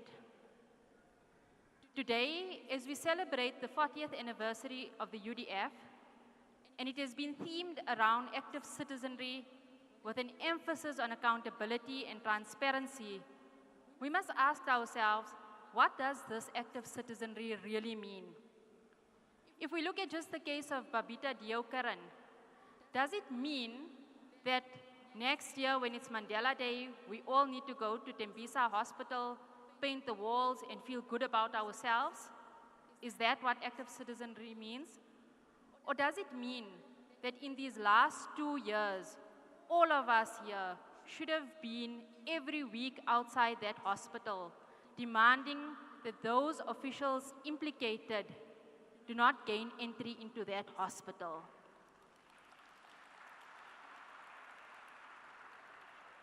Does it mean that we should have been on the doorstep of the Gauteng provincial government calling for action against those officials? So our country is in crisis. I think we all recognize that. But to get ourselves out of this crisis, we must rid ourselves of the perception that active citizenry is easy and that it will leave us with this very warm, fuzzy feeling inside. If it does that, then we need to ask ourselves, are we doing active citizenry right? Are we doing something simply to make ourselves feel good? Or are we doing active citizenry to change this culture of corruption that is seeped into our democracy, this greed and wanton disregard for the well-being of people? And this is what has come to characterize our politics. So today I have 3 suggestions around active citizenry aimed at 3 different groups of people. One are the public servants, and I know there are many public servants and former public servants here. Active citizenry for you is not something that you do over the weekend. It is something that you do at your 9-to-5 job. For you, it means standing your ground against those corrupt networks, private networks, the public sector networks that continue to damage our institutions. Your job is to stand up against political interference that puts the wants of political parties and politicians before the needs of people. Every day when you go to work, you must embody the recommendations of the Zondo Commission. This form of active citizenry is not easy. Today, I met Cynthia Stimple at an event earlier in the morning, and she'll tell you she was a whistleblower at SAA. There's no medals at the end of the road. There's no pat on the back. Ask Martijn Goy, who currently, to date, is facing harassment and is being hounded for reporting corruption at PRASA. The second group of people, the politicians, even politicians need to be active citizens. What does it mean for you? It means the time has come to put your country before your party.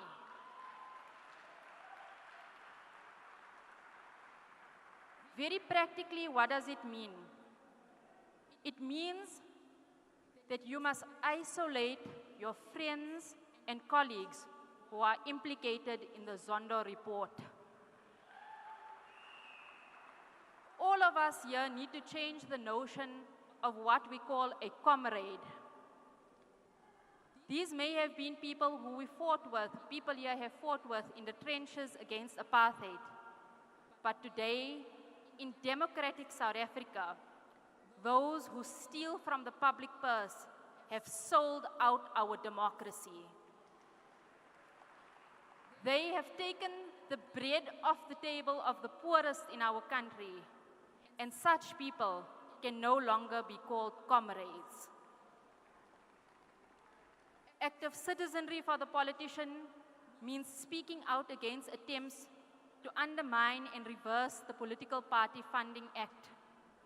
It means holding the executive to account in Parliament, even if they come from your party.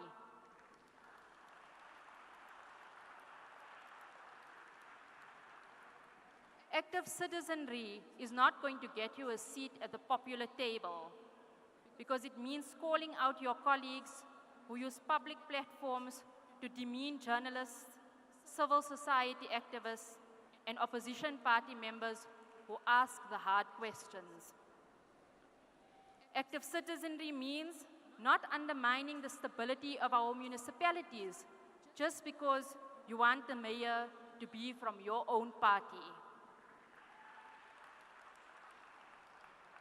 Being an active citizen means that you must be prepared to challenge not just the teacher who kicks out a pupil for having natural hair at school, but the politician who sings racially divisive songs or whose rhetoric encourages xenophobia. As a politician, you can learn what it is to be an active citizen by being an ordinary citizen. Try sending your mother to Tembisa Hospital. Use the PRASA train to go to work.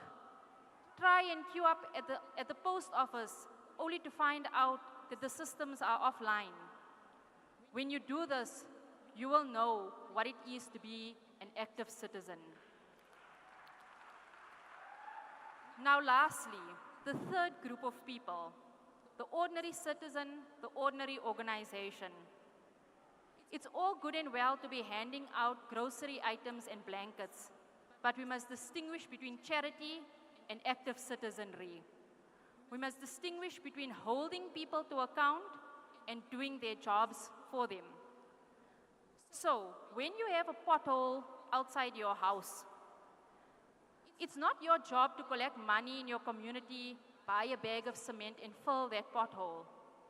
It is your responsibility to find out who in the municipality is being paid to fix that pothole and why aren't they fixing it. Active citizenry means teaching community members how to read municipal budgets and monitor local tenders. For the business formations, the religious institutes, and the labor unionists here, it means isolating those in your own ranks who are corrupt. It means speaking out against striking workers who trash city streets or beat up fellow workers for not joining their strike. Now, 2024 next year is going to be an important year.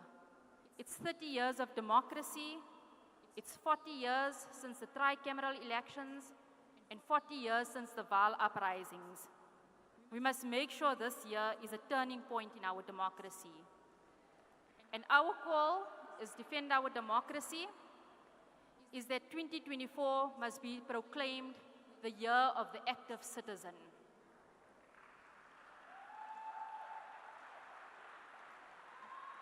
We are leaving you here today with one practical idea.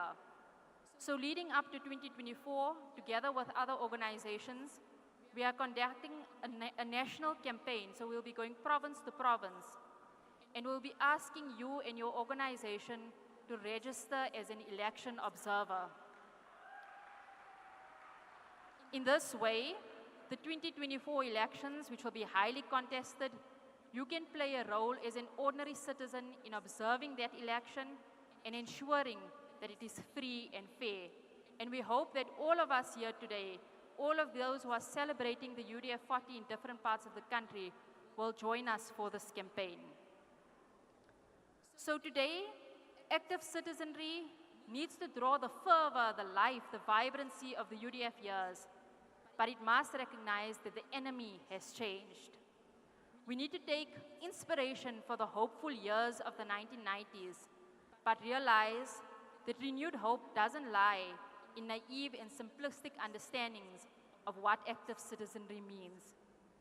We need to draw lessons from the 2000s that our collective failure to hold power accountable can cripple a country.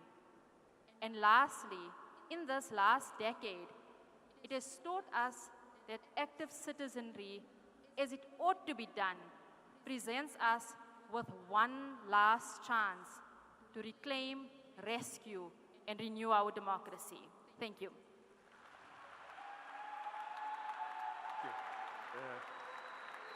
One last chance. Hey, the young people.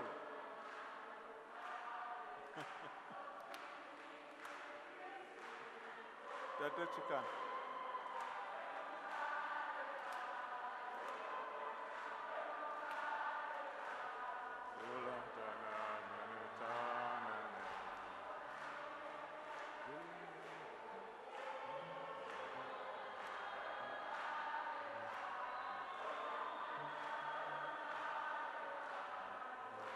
Thank you.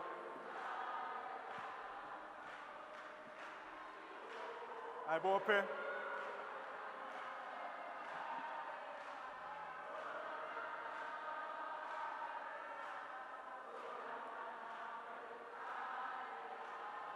Amandla! Amandla! I see the young people are present in the back. I was wondering where we are.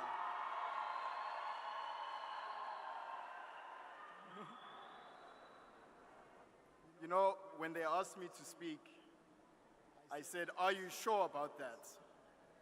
Because the only way I know how to speak is to speak the truth.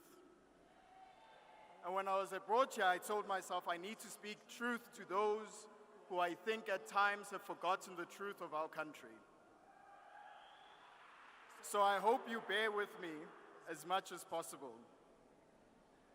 On the 21st of October 2015, I was part of the Fees Must Fall movement, standing in front of the gates of Parliament in a moment that I realized that change in this country is inevitable. But I also realized in that moment that change in this country will be determined by those individuals who are either believing in the democratic responsibilities that we have to our fellow citizens, or will be led by people who want to line their bank accounts with more money. I stood with thousands of students across race and class, gender and ethnicity, who gathered in front of the gates of Parliament under the collective belief that something was broken in our republic. We gathered in front of a building of a fully seated Parliament demanding a refund on the dream that was sold to our parents in 1994. A dream that many of you in this room sold to your family and to your partners and to your friends and to your colleagues. A dream that you sold to the world.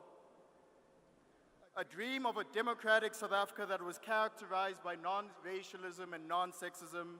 A dream that regardless of your socioeconomic position in society, no one can arbitrarily discriminate against you. You were sold and you sold a dream to millions of South Africans that our Constitution would enshrine a belief that our country would be founded on the values of human dignity and the freedoms of equality and the advancement of human rights. You sold and you were sold a dream that your children would never have to experience the harms of apartheid again. That your children would be equally entitled to the rights, the privileges, the benefits protected by the supreme law of our first republic, the Constitution. Yet there we stood, young people, arms linked, hearts bound, your children demanding a refund on the dream that you sold us, a dream that you sold to the country. Now, I don't wish to belittle or minimize the efforts of the many thousands of individuals who fought for our country. I don't wish to make small the achievements of the UDF movement. Neither do I wish to placate the sacrifices and the deaths of millions upon thousands of activists in our country. But what I do want to do today is tell you that there is a revolutionary politics in this country that is being formed by my generation. There is a growing unrest in this country that we seem blind to, and I'm not sure why. What we have experienced for the last 20 years as a youthful generation makes me very disappointed about the state of our democracy now.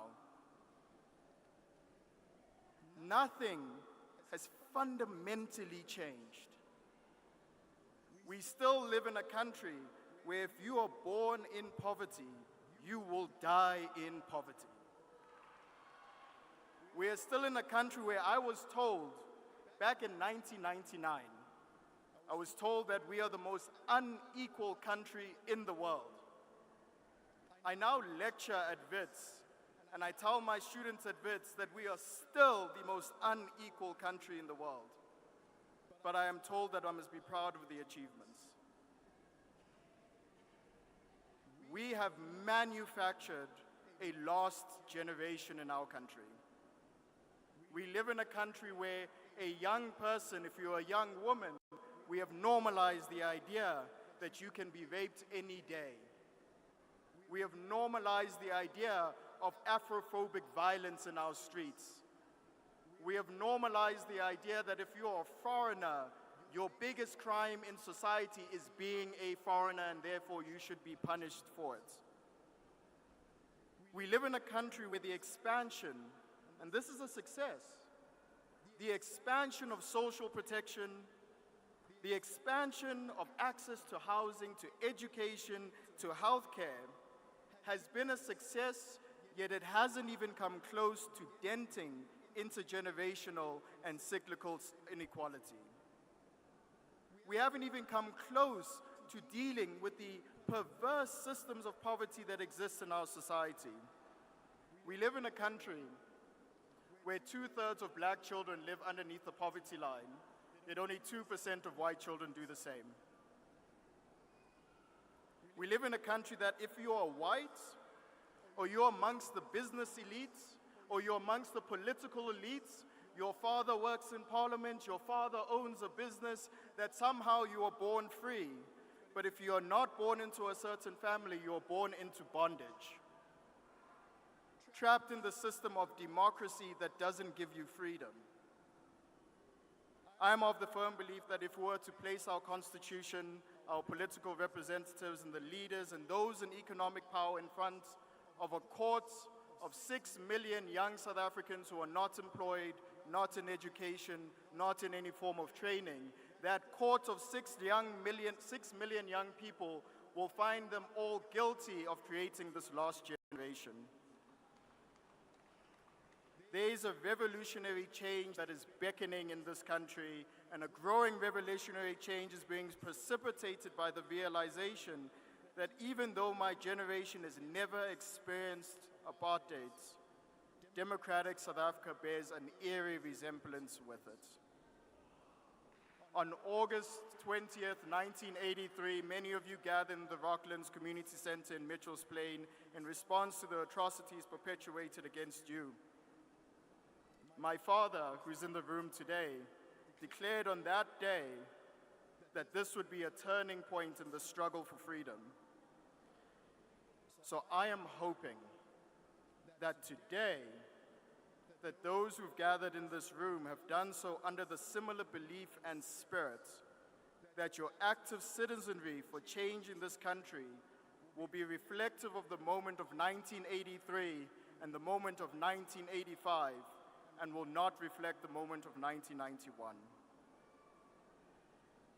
Throughout the 1980s, the UDF had three general characteristics that I've learned from conversations, from listening and the dinner table, and these three general characteristics is that you were born out of reactive politics. You reacted to the faulty politics of the apartheid state and you demanded change.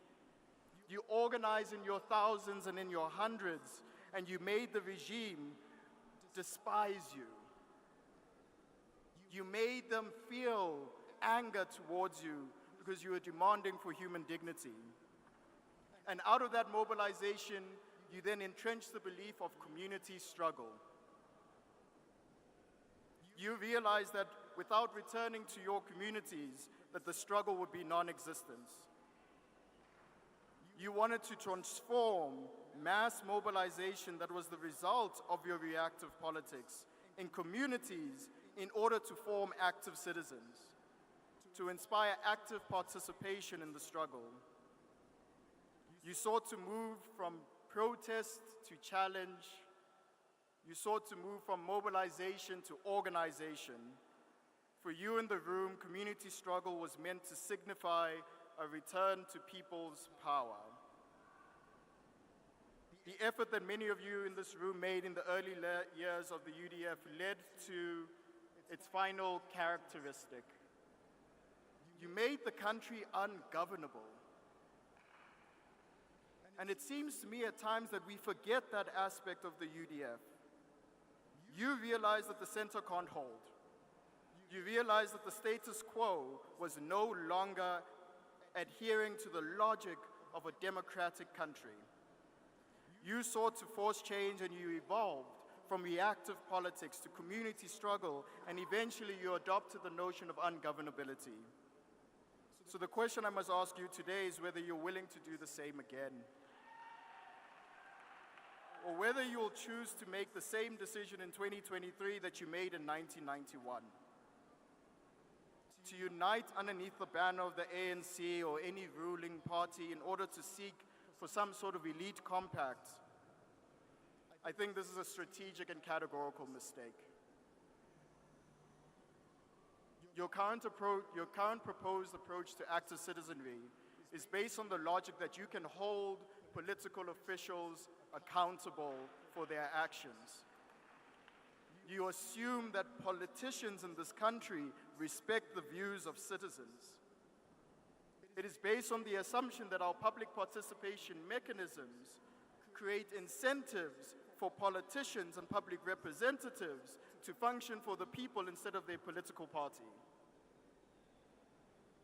The only time, and I was having a conversation with someone outside who wanted me to help him with their Fine-Tine Community Center, and he said the only time politicians come to us is when they want our votes.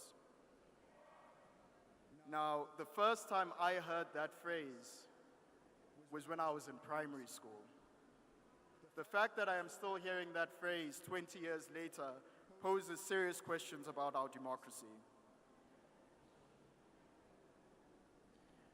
Many of you have looked in despair at the fall of the organization and of our ruling party, one that has a rich and robust relationship with many in this room and the UDF itself. The ANC has become marred in political patronage, corruption, ineptitude, And when I hear many of you speak, I can hear the deep anger and the resentment and the sadness that that gives many of you who fought for this struggle, who fought for this freedom. And I deeply feel your disappointment. But I'm very surprised at it. For many of the young people at the back, this is the ANC and the ruling party that we know. It is what it is. It's exactly what we've all grown up with. And our response to that is not to be to sit down.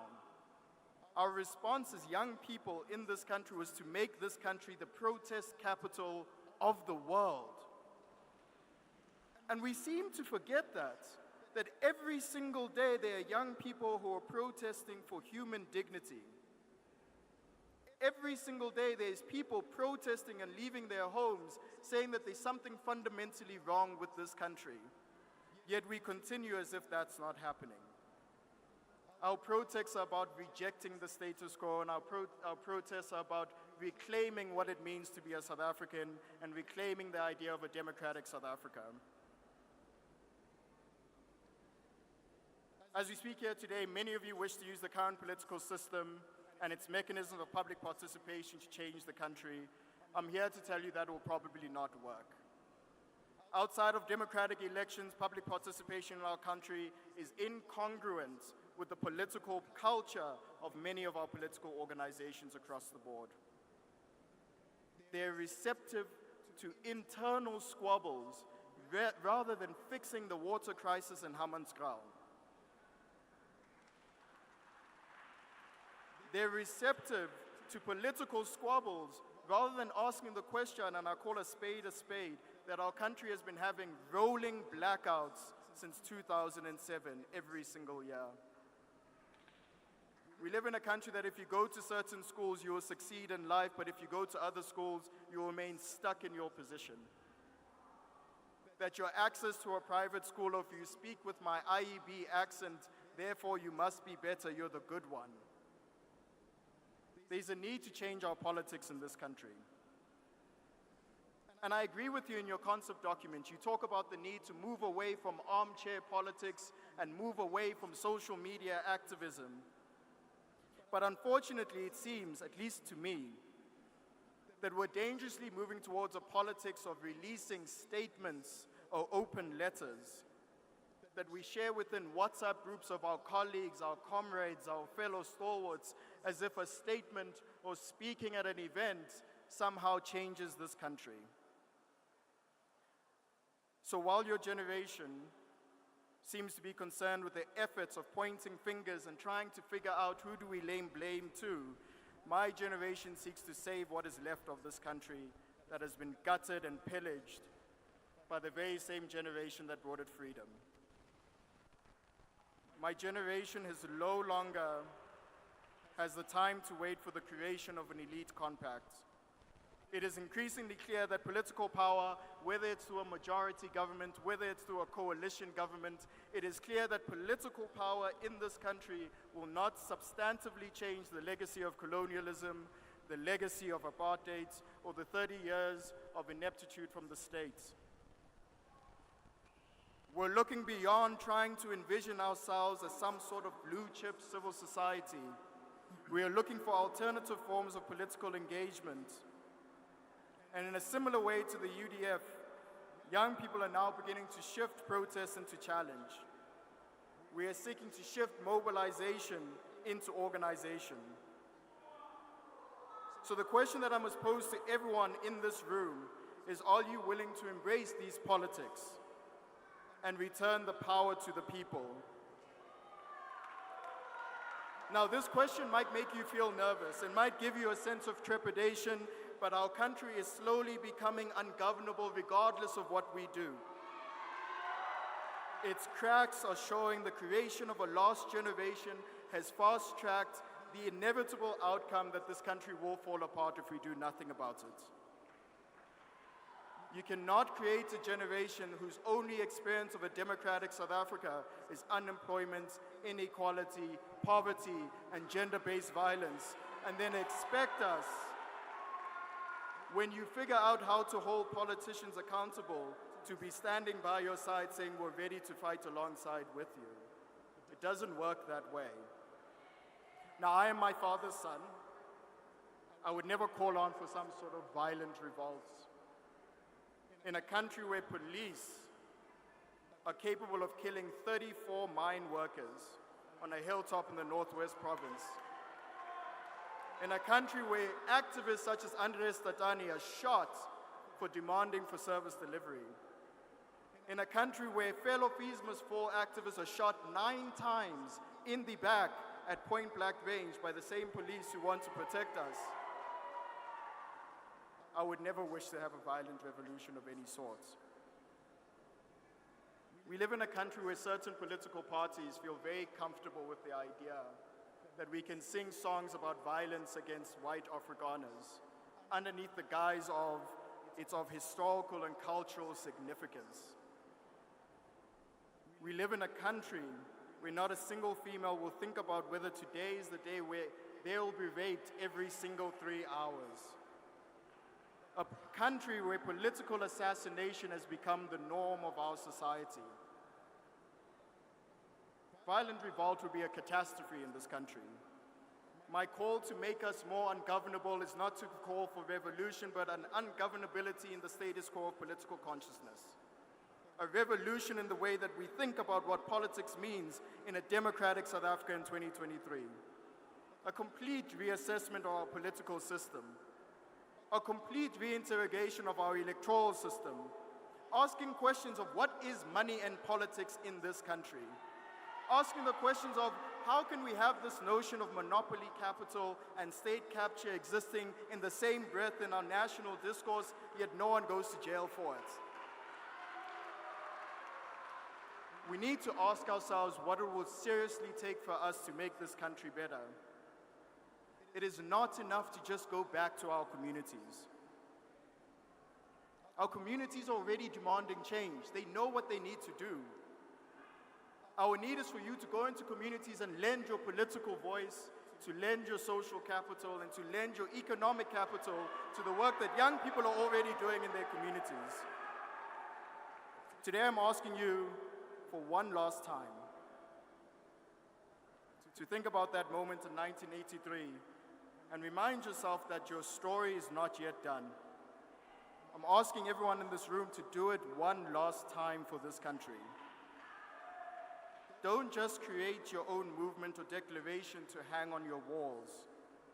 Join those who already do the work and finish the job that I think you left behind in 1991. Don't use this moment to only celebrate your legacy and to reminisce about the past, because I don't believe your story is finished yet. Young people in this country are writing the chapter of revolution in this country from the book that you began writing in Rockville Centre in 1983, Rocklands Civic. You remind me that we are sitting on the shoulders of giants. So don't make yourself small by embracing active citizenry that accepts the status quo. South Africa belongs to all who live in it, not just those who are in power, who have forgotten the might and the power of the will of the people. It was said at your opening conference in 1983 that with this faith, we shall all be able to speed up the day when all South Africa's children will embrace each other and sing with new meaning. Nkosi Sikelel' iAfrika. Your children are not singing Nkosi Sikelel' iAfrika. In fact, we even changed our national anthem because we believed the one that was given to us was imposing the status quo. We didn't believe the current national anthem represented the desires and the beliefs of young people in the country.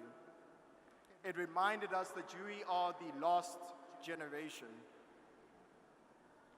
However, and I'll complete just now, our generation is finding its struggle. We know who our threat is.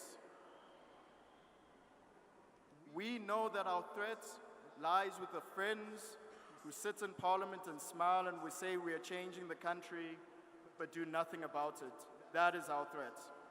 We know it's our local ward councillors who listen to the complaints and do nothing about it. That is our threat. The individuals who say the current state of our country is sustainable. That is our threat. Young people have discovered what their mission are in our country, and we refuse to betray it. And I hope for many of you in this room do not portray your own legacy as well. Join us as we demand for something new, a second republic of sorts. And join us as we start making change in this country. Amandla. Awe. Thank you. You know, I know you all feeling sorry for me, but you are so glad to hear what he had to say.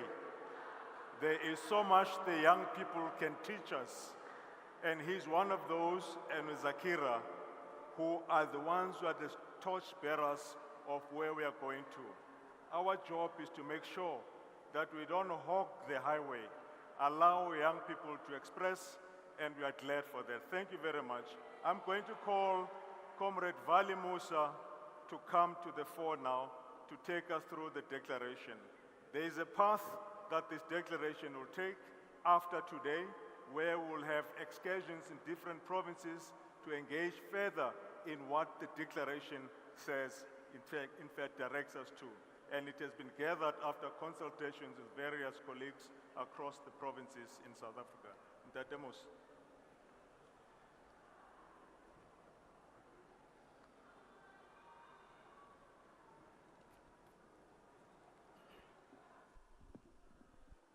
President Thabo Mbeki, President Kgalema Motlanthe, Comrade Popo Molefe, leaders and members of the United Democratic Front, brothers and sisters, over the past few months, we have had many consultations about the meaning of UDF 40. And many people have had many questions about what its meaning is. Taking all of those discussions into account, and also taking into account the views that were expressed here today, including by the last two youthful speakers, it is my pleasure to present to you the Declaration of UDF 40. We, former members and activists of the United Democratic Front, gathered at the Johannesburg City Hall on the occasion of the 40th anniversary, recall with pride the mass uprising of the 1980s. Even now, 40 years later, it still constitutes the greatest mass democratic uprising the world has ever seen. The mass uprising was sustained with unstoppable momentum over an entire decade. Not even the detention without trial of 40,000 UDF leaders could stop the uprising. The brutal killing of our comrades and the countless massacres by the forces of the apartheid regime only served to strengthen our resolve. Who of us do not recall the mass funerals of the fallen? We remember with deep and abiding sadness the many heroes and heroines who sacrificed their lives for our liberation. Our hearts still weep for you. It is a pain that cannot be overcome. The power of the UDF resulted not only from the courage and commitment of its activists, but also because it was a broad front of South African Democrats, workers and academics, students and medical doctors, lawyers and writers, rural communities and city dwellers, musicians and sportspersons, bishops and imams, communists and liberals, black and white. The United Democratic Front was launched to make the final assault on apartheid regardless of the cost. We said enough is enough. The final attack on apartheid was conducted not by a handful of charismatic leaders, but by the masses themselves. The rallying call was UDF Unites, Apartheid Divides. The strategic objective was the creation of a united, non-racial and non-sexist South Africa in which social and economic egalitarianism is practiced. It was a life and death struggle for human dignity. Through united mass action, the UDF rendered apartheid unworkable and the country ungovernable. The great South African freedom struggle resulted in the overthrow of apartheid and the adoption of a constitution by the democratically elected Constitutional Assembly. The South African Constitution is today the pride of our nation. South Africa has made tremendous strides. The long nightmare of apartheid and colonialism is no more. The civil service, the courts, and the professions are no longer a whites-only preserve. The provision of water, electricity, health, and education has penetrated the formerly neglected areas of South Africa. The people are able to choose their own government in regularly held, free and fair elections. It would be difficult to find another country which has more press freedom. We have an independent and courageous judiciary. Nobody is above the law. South Africa is a different and better place. But sadly, our beloved country has many failings. Child abuse is rife. Unspeakable violence against women continues. Crime is rampant. Trains do not run. Many hospitals are in a poor state, and many school teachers are delinquent. Many of our public representatives are not accountable to the people. Corruption in the private and public sector is rife. The gap between the rich and the poor is unconscionable. The national wealth is concentrated in the hands of a few, and it's still racially skewed. After all these years, the pattern of land ownership remains unfair and unjust. Racism still rears its ugly head all too often. But we declare today that we are not a helpless people. We commit ourselves to be active citizens. Many otherwise well-meaning patriots have allowed themselves to be driven into inaction. To do nothing only serves to play in the hands of the wrongdoers. We must refuse to be passive recipients of corruption, incompetence, and a lack of accountability. The freedom we fought for has created the democratic space to exercise people's power. We must fully occupy this democratic space. We therefore call on all South Africans to work for the improvement of education by participating in school governing bodies and alumni organizations, to contribute and promote, to contribute to the fight against crime by participating in community police forums, to support and promote civic organizations, to participate in ward committees so as to ensure that councillors are both empowered and held accountable, to explore creative ways in which to hold MPs and MPLs accountable to the public every day, not just once in 5 years, to promote social compacts between government, labor, business, and civil society aimed at economic growth, the creation of a more equal society, the creation of jobs, and the diversification of ownership patterns, to promote awareness, knowledge, and love for the human rights contained in our glorious Constitution. To make the protection of the environment and the combating of climate change everyone's business, and to keep the heartbeat of democracy alive by registering to vote and participating in elections. Finally, we call on all South Africans to speak up every day. Let's not be complicit by being silent. Let us refuse to allow our history to be trampled upon or our future to be stolen. Thank you.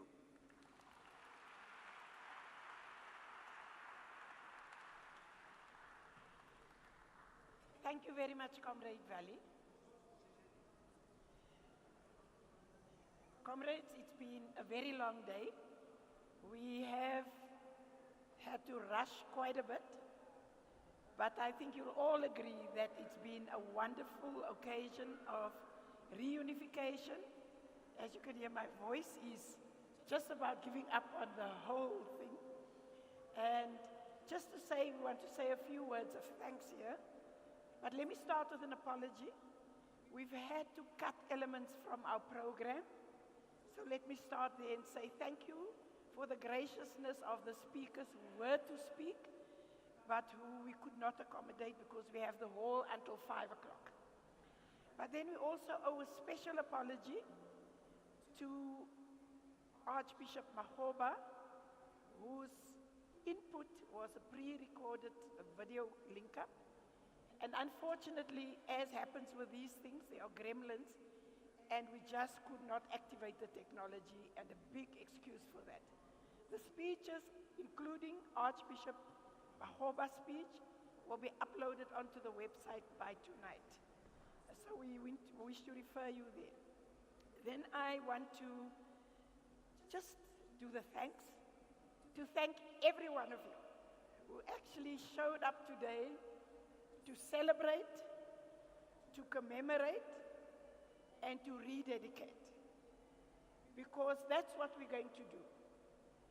Democracy did not come to us on the 27th of April. We were maybe a bit naive about the fact that we thought it was going to be smooth sailing, and we thought we could sit and expect other people to deliver. I hope that today you're going back recharged.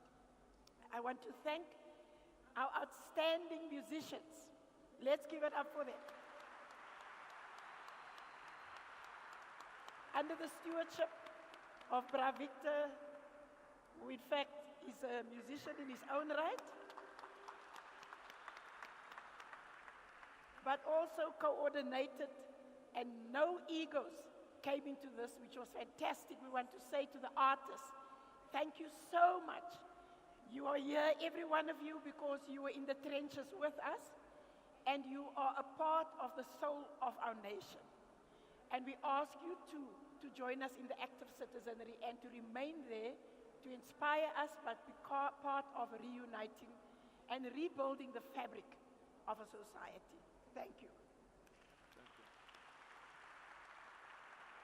I want to thank the Ahmed Kathrada Foundation, who really has been just supporting us. We abused them completely. They were not even supposed to be doing what they did, including sorting out the toilet paper this morning.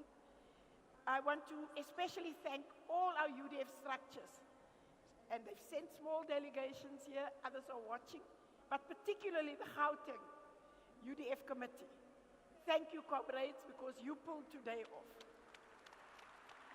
Then I want to thank the marshals and the volunteers who have really helped to keep some order here, but we were not a difficult crowd to contain. But thank you to the marshals and the volunteers.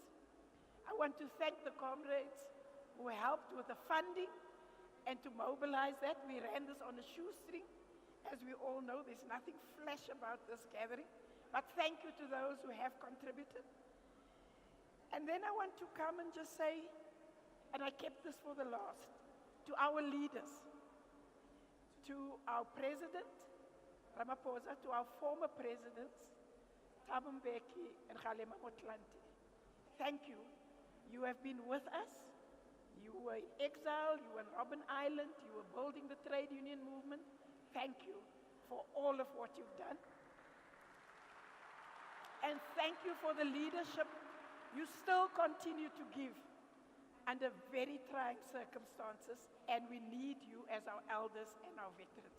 So thank you to the other leadership here present who are elected. We hope you've taken the message from what everyone from the old to the young has said today. Those of you who are doing a good, honest job for transformation and who are properly accountable, you will get support from us, 100%. We rededicate ourselves to help you on that journey. Those of you who are doing wrong things after we've trusted you, you must know that we're drawing a line under that today, and you should be very afraid of us. So all the leaders who are present here and who might be on the other platforms. And I want to conclude by just thanking our young leaders and activists, Sakira, them, Betsy, who in fact gave us the battle orders for the rest of it. It's good for us to be scared of them, because they must take that baton and run with it like we did 40 years ago. And I ask you to join Comrade Murphy maybe. I don't know if you've got anything else to add. I'm just happy to reach this point of the meeting of the day because the band has got to play, you know, they're still raring to go. And until the band plays, it's not over yet. And we've got a fantastic band here. And I think let's just meet each other. Some of the guys who haven't seen each other for a long time, we all look still healthy and young, you know, and, you know, the band will get you moving, hopefully. Forward to active citizenry, forward. Forward to transformation, forward. Forward to accountability, forward. Mandla.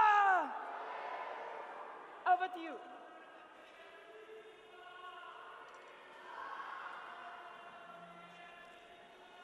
Viva! Viva! Now, take it away, brother. Don't leave the Gazette. This is the Gazette to take home with you. Can you ask comrades to sit and relax with the band and closer? Take it away, Ravi.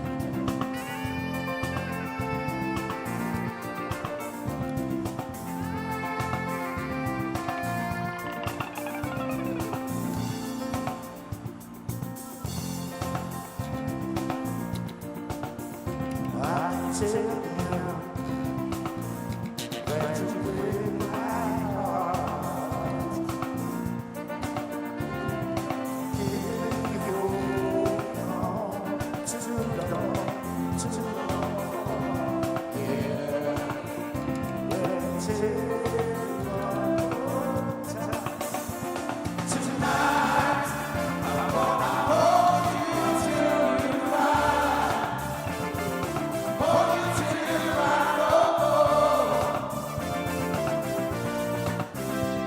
Settle down.